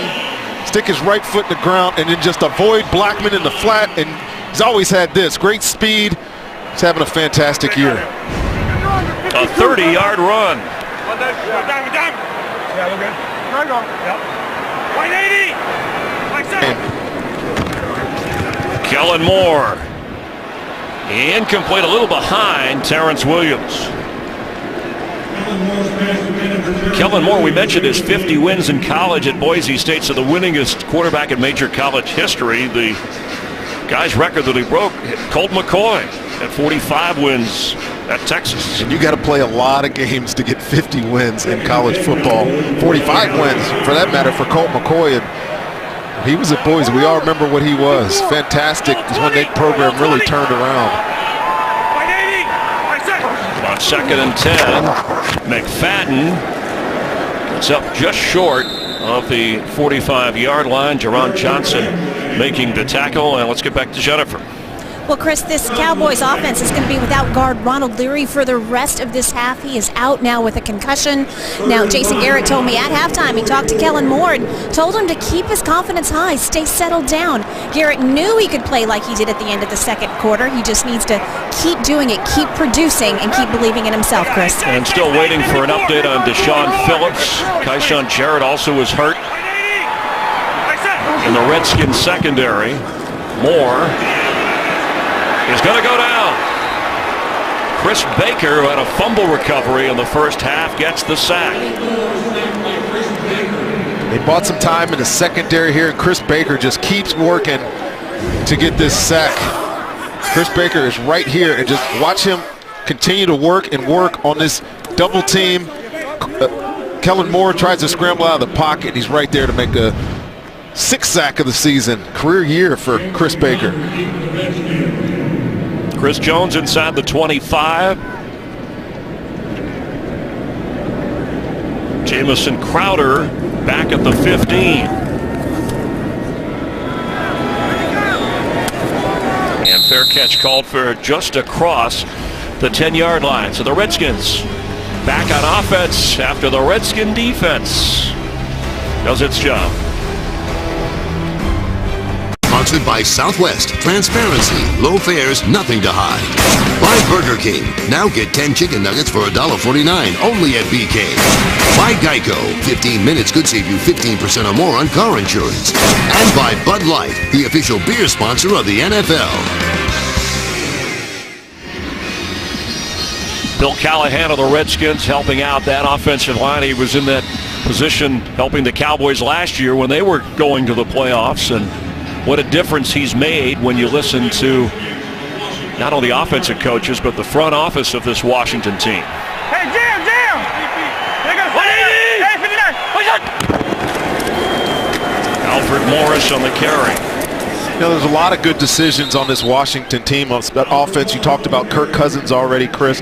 You talk about additions. I don't know a better one than bringing Callahan in here to work with the offensive line. And the thing that they tell me about him, what he does really well, is the in-game adjustments. When whatever the defense is giving you, he's been around so long, has an eye for it. He's able to make things better on the run, and it's definitely helped this Washington Redskins football team. Helps Jay Gruden and Sean McVay. McVay relaying the plays in, but play calling is part of what Bill Callahan is involved in. And making those adjustments as Morris runs. You saw the line, you know, he respects and he's brought up Callahan, the Hogs of the 80s and 90s. Redskin fans, football fans know him well, and said I'm not sure where we are in that, but we want to live up to those kinds of standards in the sense that when you need to run, you can run, you dominate, you control the clock, and you protect your quarterback and your offense. Well, yeah, they haven't run the ball well this year, but what they've done a fantastic job of is protecting Kirk Cousins. Taking so many fewer sacks here later in the year, and that's a credit to him as well. There's Morris again. You know, and as you talked about, they've become a pass-first offense out of necessity. We didn't even see Deshaun Jackson throwing a ball today, but Jordan Reed, whoever they had to get to, and then you build the lead and then you work on the run. Well, they're pass first because of the weapons they have out there. I mean, we've talked about Jordan Reed, Deshaun Jackson. Everybody knows what Pierre Garçon is in the passing game, and then Jamison Crowder's had a great rookie season. He's got a chance to be the all-time reception leader for rookies in Washington history. So yeah, it's nice to have those kind of weapons to throw the ball, and the way Kirk Cousins has played this well, it's warranted. But again, playoff time, you're going to need a running back. I expect him to work on that the rest of this game. Chris Thompson turns the corner. Should have a first down depending upon the spot. Chris Thompson's a guy, really change of pace, the speed factor in this offense, and Alfred Morris been splitting time all year with Matt Jones. Chris Thompson getting his opportunities now to add to that running game. Also 35 catches out of the backfield with a couple of touchdowns. They like the matchup issues he creates, much like Jordan Reed when he's in there. Record-setting day for Reed, the starting tight end, and for Kirk Cousins. Terrific seasons by both of those players. Thompson, there's a flag on the back end of that play as he gets to the 38. Redskins only average about 95 yards a game on the ground, but they're patient with the run. Holding, offense number 36, and your penalty, first down. It's on Darrell Young, the fullback, and what Rod Marinelli said, the defensive coordinator, Rundy, about this Washington team is that, you know, they're committed to the run, and it makes it difficult on the defense. Well, that's what the Redskins do. Despite their inability to run the football, they still turn around and hand it off. Even if they're not getting anywhere, what it does, it opens up your play-action game. And the Redskins have been fantastic with that all season long because of their commitment to the running game. I think they're 5th in the league in rushing attempts, and it speaks to the foundation of this offense. The penalty backs him up. It's Chris Thompson thrown down at the 27-yard line. Well, to start the year, the Redskins had a dozen players that were going to be part of their 53-man roster that were injured in and out of the lineup during the year, whether it was Deshaun Jackson or Jordan Reed.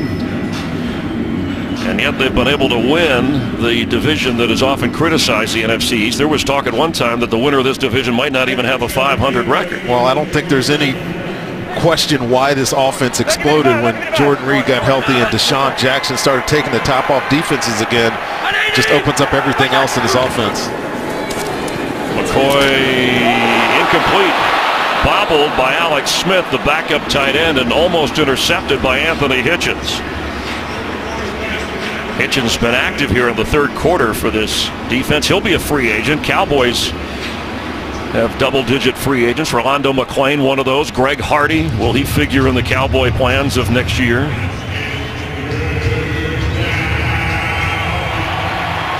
They've got some decisions, obviously, with Greg Hardy.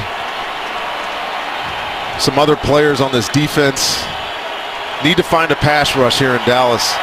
The way this defense runs, it's necessitated on being able to get to the quarterback with 3- and 4-man rushes. They haven't done it well all year. Crowder on third down. He's going to zoom for the first down and get across midfield. On third and long, he caught it and ran it 24 yards. Well, Dallas rushes 3. I sometimes hate when defenses do this, but watch Crowder get in the slot here.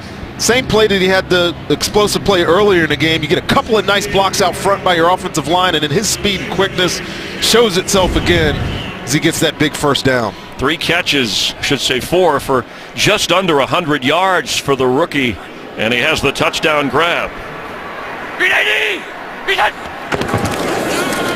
Chris Thompson down to about the 47.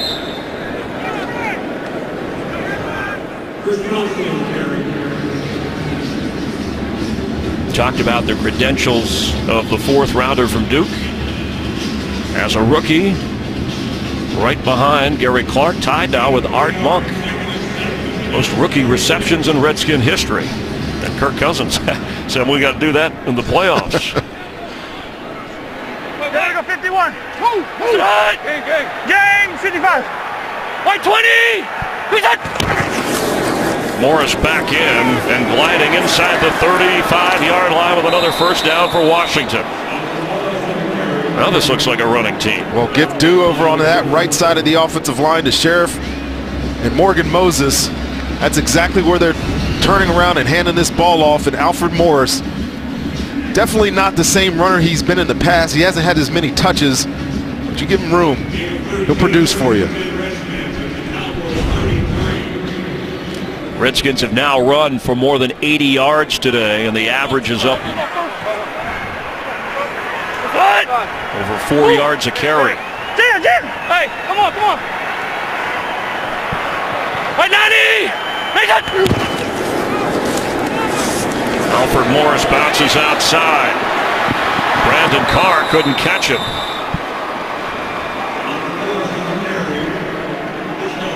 Chewing up the third quarter, and a 15-yard run produces another Washington first down. And this feels like the way the Redskins want to play football, and it hasn't been this way all year, of course. You get a defense on their heels, you convert a long third down first of all, which is demoralizing, and then you turn around and hand the ball off to your running back, and he starts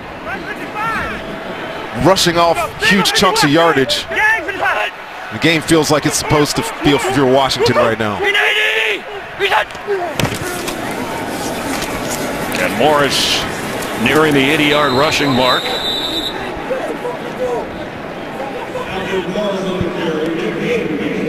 Well, this is one of the things that I think if you talk to Cowboy personnel, they said was somewhat exposed. Their defense last year lived on takeaways, but they also had an offense that produced points and controlled the clock with the running game, so they weren't on the field a lot. They didn't get pushed around and worn down. When you're a team that doesn't score a lot of points, Chris, I think it's important to remember that offenses don't take risks against you, and I think that was part of the issue as well with this Dallas team and creating some of those turnovers.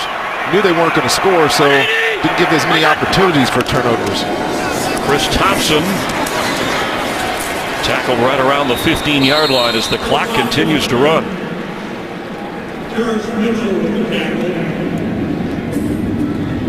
Jay Gruden talked about how important it was to finish on a high note, a winning streak. Said if you're a Redskin, you automatically dislike the Cowboys. That's the competitive spirit of this rivalry, and he has lived it now the last 2 seasons. And the major decision to go with Cousins, the development of him and the team around him. How about over 8 minutes on this drive right here? This will be the 13th play on 3rd and 7 for Colt McCoy for the end zone, and incomplete. Here comes a flag, and late turning around was Brandon Carr. But is this offensive?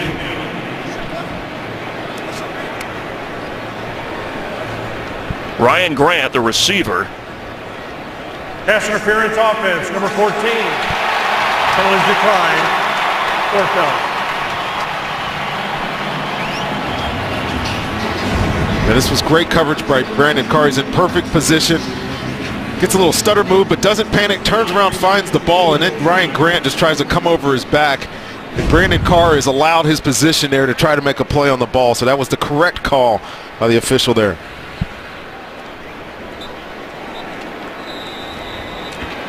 So this is now a field goal that's in the range of a point after touchdown distance to try and add 3. His first regular season NFL opportunity. He's made it count for Washington. Dustin Hopkins is good. The Redskins now with a 27-14 lead. 35, but second best in team history. 70% completion. Incredible in today's NFL. Unbelievable. For as often as he has thrown the ball, and more than 4,000 yards. Here goes Lucky Whitehead, and just short of the 24-yard line. The Redskins, after an 8-minute drive, add to their lead. The Cowboys within striking distance. The truck is history. Always a good scene here at AT&T Stadium. The Redskin-Cowboy rivalry continuing. 52. Kellen Moore trying to rally Dallas. At one time it was 24-0. And he goes down. Third sack of the game for the Redskins. Just a lot of heat on him. Redskins blitz. You'll see linebackers populate the line of scrimmage. Doesn't let it go on time and just climb. Nothing, nowhere to get rid of the football. Comes away with a sack. Frank Kurse coming up with the sack. One of the reserve Redskins. After a loss of 5. Ball is batted in the going to be third down. Mason Foster got his arms up. Let's get another game break with Mike Hill. Eagles' first game without Chip Kelly, playing the Giants, and the Giants' red zone issues continue. Eli Manning's pass tipped by Connor Barwin. Walter Thurman gets it and takes it back 83 yards on a pick six. Like that, it's 28-27, Eagles in the third. Chris Ronde. Eagles making the decision with Chip Kelly. Rumors about Tom Coughlin and the Giants. Both of those teams disappointed. 0 for 6 on third down to the Cowboys. James Hanna will be short. And it's fourth down.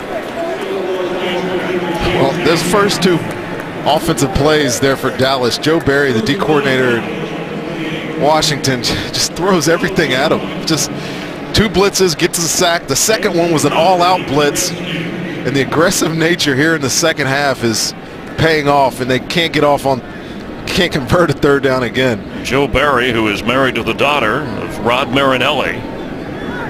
They said, we don't talk during a week like this. The relatives do, but we don't. Out of bounds. Looked like it landed inside the 30, and they're spotted right at the 28. Smiling because his defense and his team have dominated today. Quarter, Washington jumped out to the lead and has held on here in the third quarter. Working the clock with Colt McCoy and at running back Chris Thompson. As they go to the playoffs, Jay Gruden in his second year. Thought it was interesting. We sat down and talked with him here in Dallas, and he said this year we made the decision with Kirk Cousins at quarterback, but we wanted to eliminate the drama, and we did that. And when it was tough early, we were able to hang in there and overcome things. Well, I don't think any football team is about one guy, and some of the distractions nationally from this team were about one guy, and you just don't want that to be the identity of your football team. I thought it was a great job of them by eliminating that and focusing on the task at hand. And of course it works when you have a guy like Cousins delivering on the field. There's a flag down on the run to Thompson. And as I say that, that's nothing against Robert. Holding, offense number 76, 10-yard penalty replay, second down. I mean, Robert did a lot of good things in Washington his rookie year. Played against him. He was almost unstoppable at times, but he dealt with a lot of injuries, dealt with the comeback coming from one of those injuries, and then just the drama surrounding that was a distraction to the entire organization. Got the other coaches fired, bringing Jay Gruden, and again talked about early in this football game how they went through that carousel of quarterbacks last year, and that's drama. You don't want that as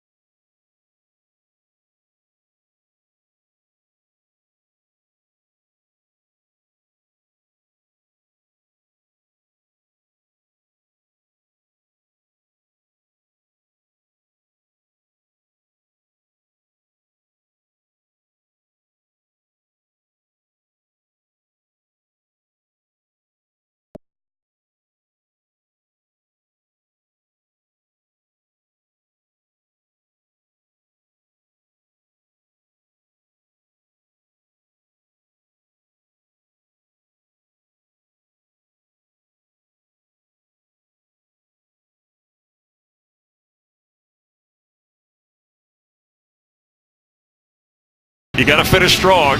We will. I'll get the next safety stat right. No, that's okay. We'll let you slide on that one.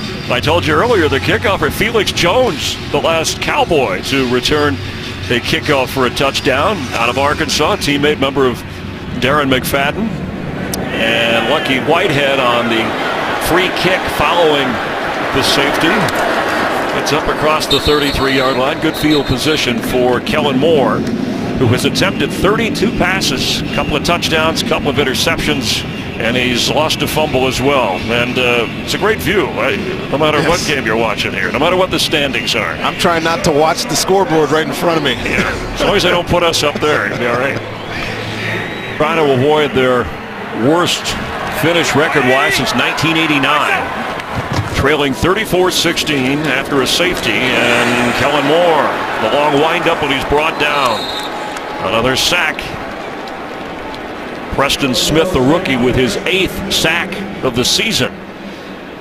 Preston Smith is having a fantastic second half of this season as well. We talked about DeMarcus Lawrence on the other side. He's doing the same thing for the Redskins over here. Pass is caught across the 45 by Beasley, who gets to midfield and into Redskin territory. Well, rough year for Dallas. You know, injuries pile up on everybody. I think they didn't realize. We know how outstanding Tony Romo is, but what a drop-off from him to the backup quarterback, which we've and Cowboy fans have discussed. Kellen Moore, the 4th different starting quarterback, hits the target as a flag flies. Terrence Williams again.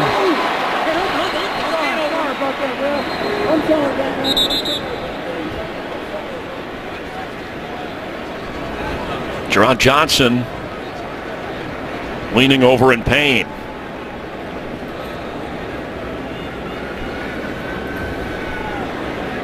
Prior to the pass, illegal contact, defense number 59. Penalties declined. Rule on the field is a catch. First down.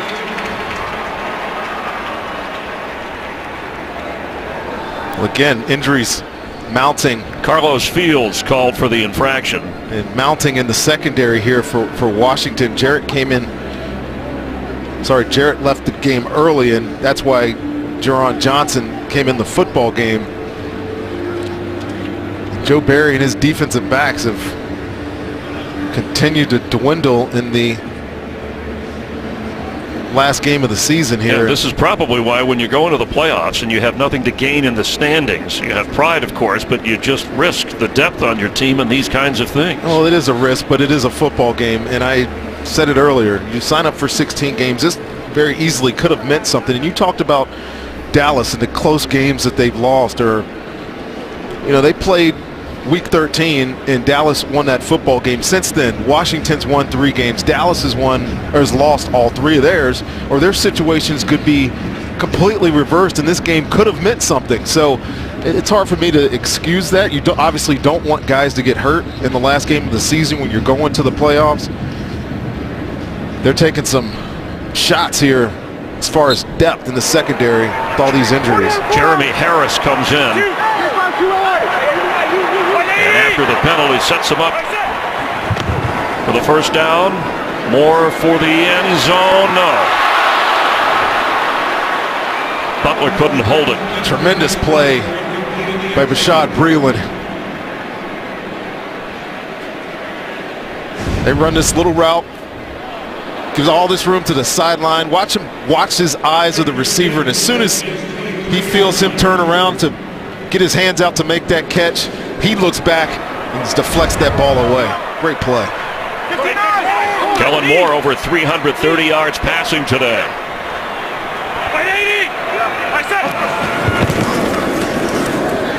For Bryce Butler, incomplete. It'll be 3rd down.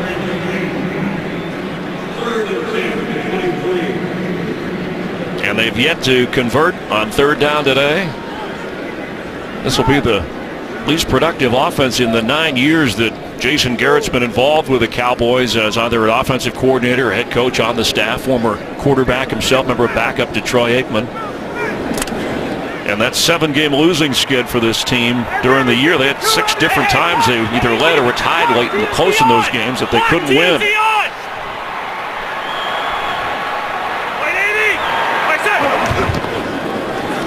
pitch. McFadden. He lost the football. Will Blackman knocked it out. It's going to be a touchback. Redskins football. Oh, you just can't let up at the end of this run if you're Darren McFadden. You know, great play call. 3rd and long. Get the ball in your running back's hand on a run play. Man, wow, good play by Will Blackman. Ball awareness. Talk about DBs having ball awareness. He is searching for that football. He knows it's going to be a touchdown otherwise, and he gets the touchback out of it. And the Redskins, as we pointed out in the first half, they have recovered the most fumbles of any team in the league this year, and didn't come easy. They forced the fumble as well. That's just a great play, Chris. I mean, Will Blackman is going to get carried into the end zone there by Darren McFadden, and just the awareness. Awareness, you talk about it, DBs having awareness or defenders having awareness. That is fantastic ball awareness. The officials reviewing just in case. Your order. For the Redskins, that's their 16th fumble recovery of the season. 2 today. Leads the NFL. 3rd lost fumble this year by Darren McFadden. A blown scoring opportunity by Dallas. Alfred Morris gets a first down.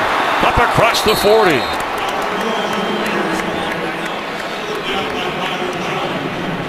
Tough running by Alfred Morris. A lot of broken tackles there.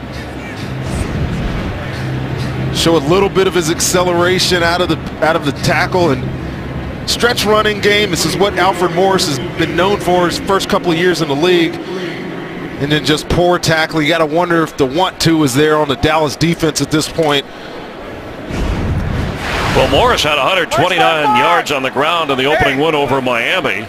And he has hit the 100-yard mark for the 13th time in his career. And this is 4th season.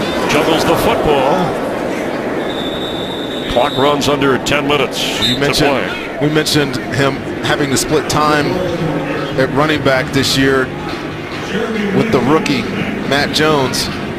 So it's limited his touches, least amount of touches he's had in his career this season.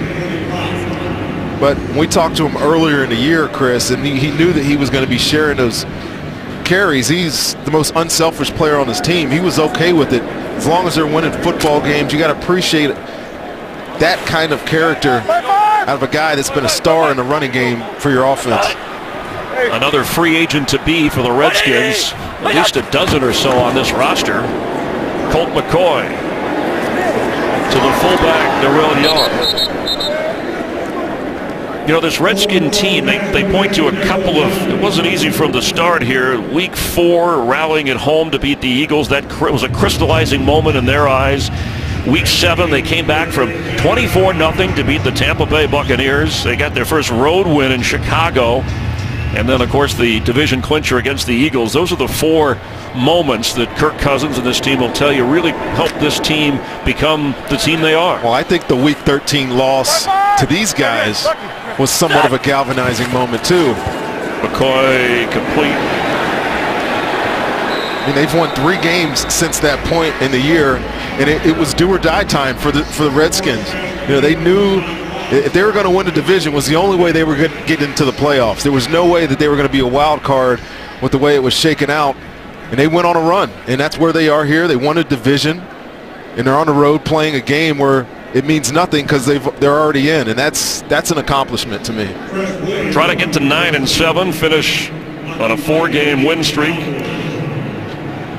They'll host next weekend. Again, waiting to see who it will be. And that's the task this week for the Redskins all week long. You know, it was a meaningless somewhat game towards playoffs, but the task was to finish on a 4-game win streak. 9-7 looks a lot better than 8-8.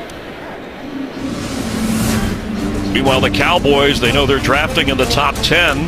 Will it be a number 2 overall pick or number 8 overall? NFL on Fox as the Cowboys take over with Kellen Moore. 24 out of 36, a couple of touchdowns, a couple of picks and a fumble. Unloads underneath to McFadden, who's got running room up near the 29-yard line. Let's get a game break. Check in with Mike Hill. Steelers and Jets fighting for that 6th seed in the AFC. First in Cleveland, Pittsburgh on the board. Big Ben to Marcus Reed, an 8-yard score. Making it 25-12. It's 28-12 Steelers in the fourth there. Meanwhile, in Buffalo, Dan Carpenter's 42-yard field goal giving the Bills a 22-17 lead against the Jets. Thanks, Mike. Catch by Jason Witten. A Cowboy loss here today would secure at least the 4th overall pick or better, depending upon what happens with other teams in the NFL draft. And I bring that up because when we spoke with Stephen Jones of the Cowboys, he said, we won't hesitate if the right quarterback is there. We know Tony's got 3 or 4 good years left, referring to Romo. Moore, incomplete. Looks like a flag down at the 30.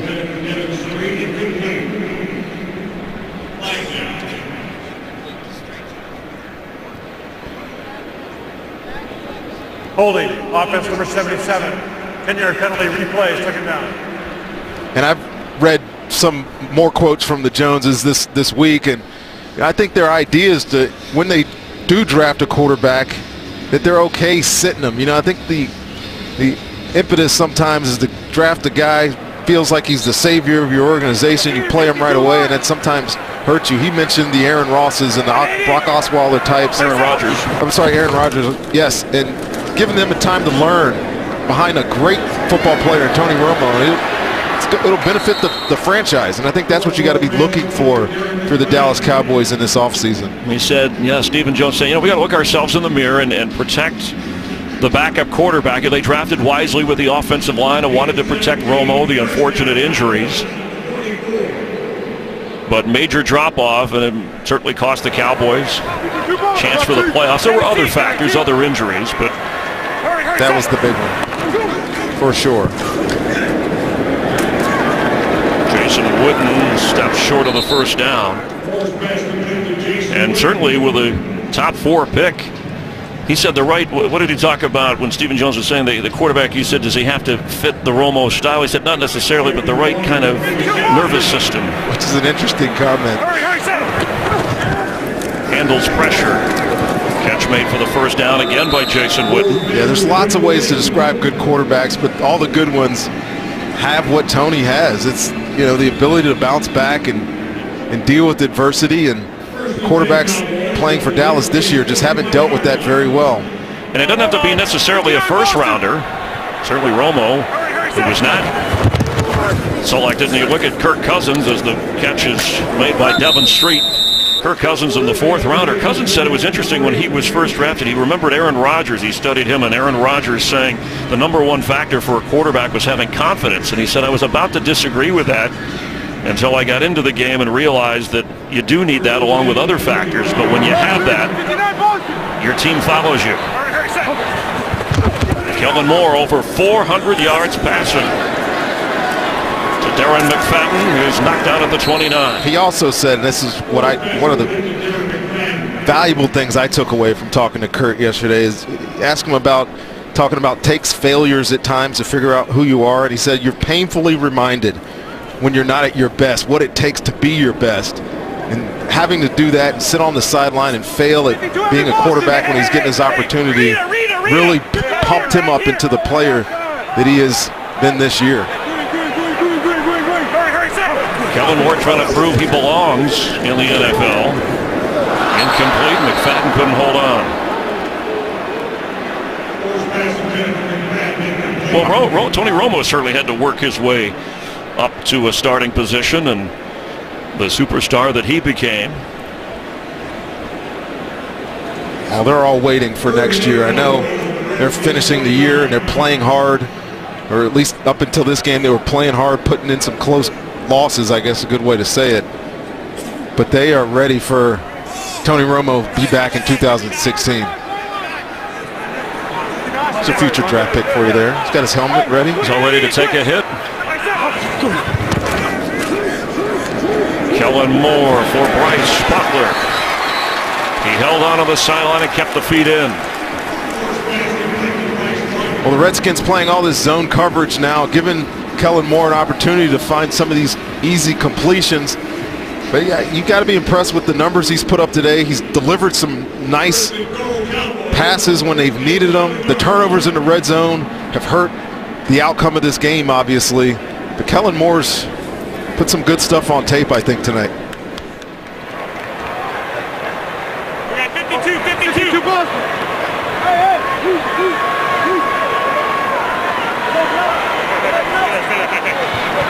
White 80. Bryce Butler cannot get to that one out of bounds.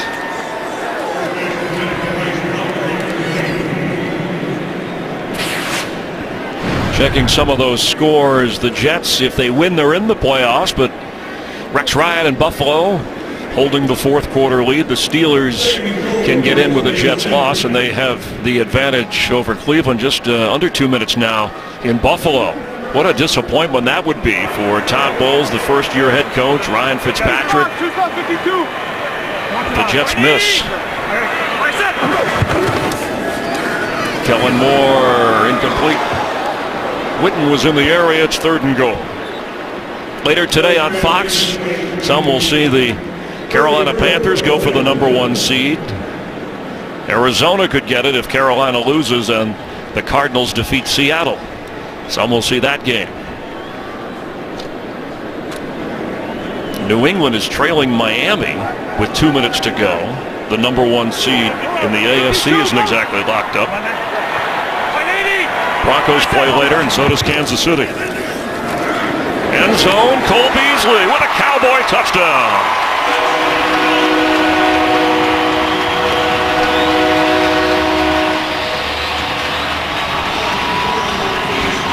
Well, can't salvage it all, Joe Barry, as you stand on the sideline. The Cowboys have been down here now 3 trips in a row. The previous 2 ended in a touchdown, but Kellen Moore, ball gets tipped at the line of scrimmage, but Cole Beasley finds a soft spot in that zone in the end zone. He gets a touchdown. Kellen Moore with a 3-touchdown game, over 430 passing yards against a beat-up Washington secondary that's protecting a sizable lead from the opening quarter. Dan Bailey with the extra point. Let's check back in with Mike Hill. Mike?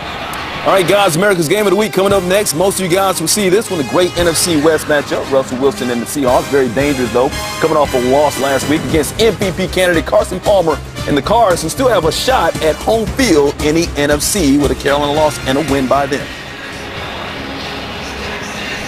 Thanks, Mike. And, you know, Ronnie, it gives us time to talk about the Redskins. Would it be Seattle if it's Minnesota or Green Bay? Washington, we know, gets to host next weekend. What do you think? Let's start with the Seattle matchup. Yeah, I think they're all tough matchups for Washington. They're going to host the game up in D.C., and you got to think that if they're not able to run the ball against some of those teams, they have no chance. And we've seen the ups and downs of Seattle this year. It's interesting you talk about winning close games, and Dallas has lost so many. They're 2-6 in games decided by 7 points or less. Well, Seattle's only 2-5 in games decided by 7 points or less. So, Washington can make it a close game against Seattle is probably their best chance. But some of those other matchups are tough. Washington hoping to get out of here with a win. It's a 2-possession game. Dallas, all 3 timeouts, likely to try. With just over 4 minutes to go, the onside kick. See the good hands folks from the Redskins up. Let's see how they play it. And it is a dribbler that is bouncing around. The Redskins had their hands on it. Did they hold it? Yes, they did.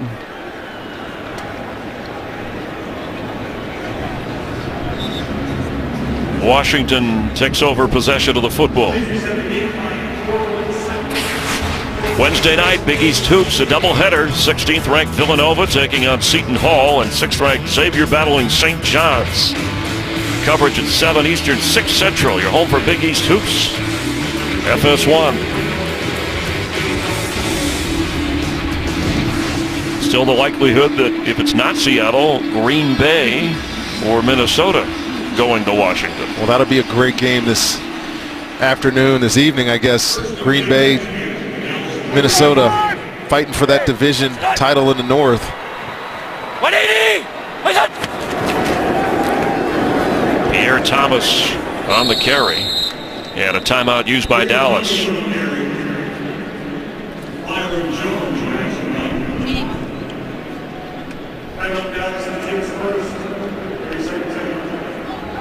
Well, you see how quickly things can change. So if you're Cowboys, if you're a fan of the Cowboys, you don't need to be discouraged. Last year you were in the playoffs. You slipped this time. Washington was last in the division last year. Now they win the division.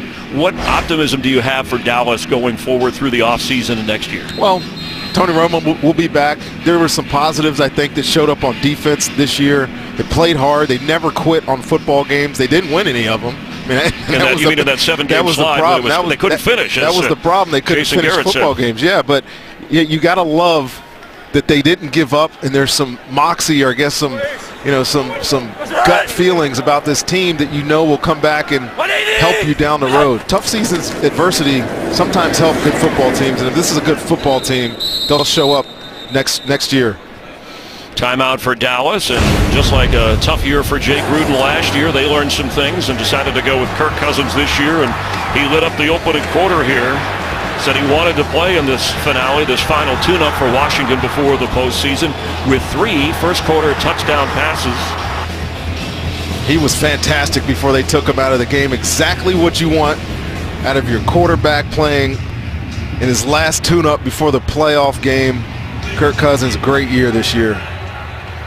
And seems to have, teams have rallied around the rest of the team, not just the offense, but the defense as well. I was talking to Scott McCloughan. He said this morning when he came down to get on the bus to come over to the stadium, he said there was Kirk Cousins sitting with 7 or 8 offensive linemen, talking not only about the game plan, but just that kind of relationship with his teammates. Cut down the interceptions. Loaded up on the touchdowns as Chris Thompson carries. Inside the 40, Dallas will use another timeout. Here's Mike Hill. Jets winning Buffalo. They're in the playoffs. Not going to happen. Bills up 22-17 in the fourth. Ryan Fitzpatrick picked up by A.J. Tarpley. Bills run out the clock. They win at 22-17. Steelers win about 16 late. If they hold on, Pittsburgh is the 6th seed in the AFC. Chris, run it back. Wow, Mike, you think when teams need to win, it should automatically happen, but the team on the other side has something to play for as well. Miami is leading New England 20-10 with just about a minute to play down there. Oh, it's crazy. Last week, Pittsburgh had an opportunity to win and get themselves in the playoffs. They don't. There's not many games at the end of the year that matter. There's a couple of them in the AFC. Yeah, 4th down here. They're going to go for it to keep the clock running because Dallas is out of timeout. Excuse me, Rondé. So they need 2 yards. Now, this is an interesting call. I mean, you're on the 40-yard line. There's really no need to punt this. If you can convert a first down here, Washington essentially can run the clock out.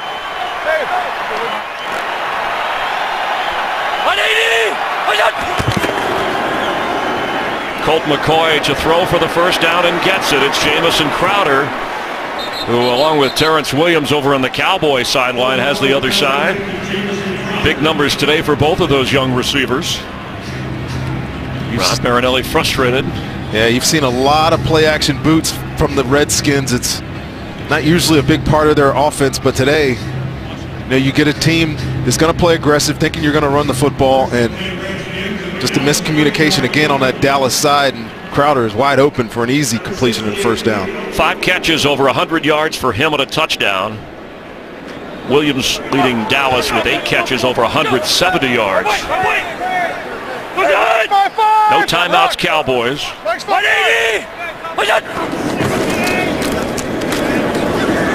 Pierre Thomas.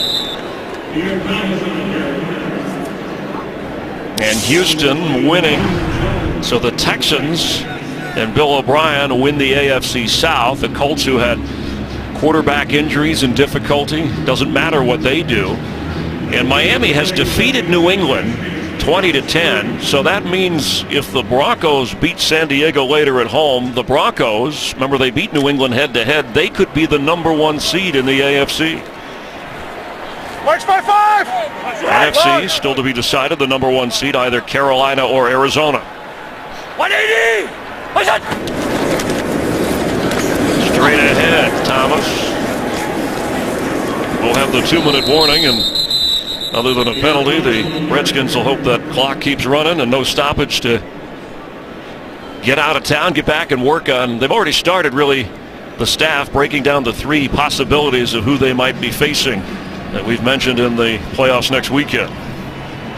Well, in my mind, the wild card weekend is the most important weekend in football.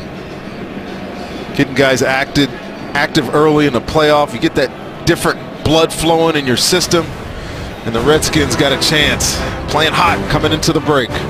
We have hit the 2-minute warning here in Texas. Closing out the regular season, Carolina later today they'll play Arizona. Also playing later today against Seattle, that #1 seed in the NFC to be decided. And the NFC North, will it be the Packers or the Vikings? And which team will Washington host?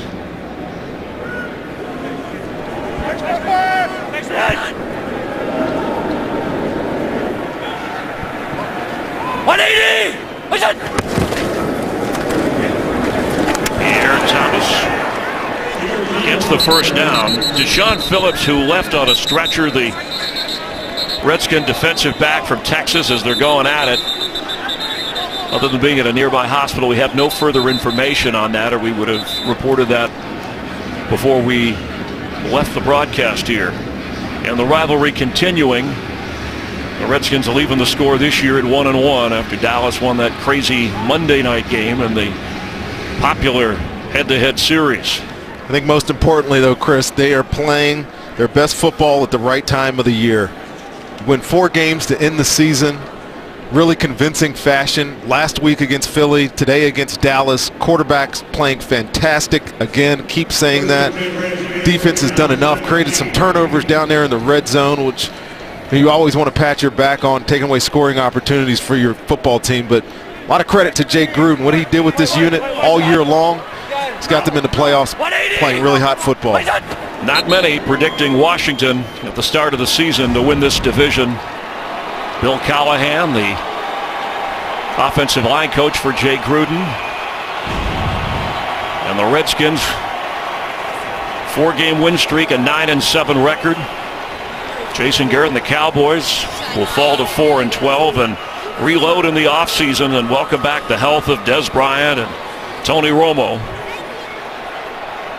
And the Redskins know with Kirk Cousins probably the decision of the year, and certainly he backed it up. How far can they go in the playoffs? He'll have a lot to say about that.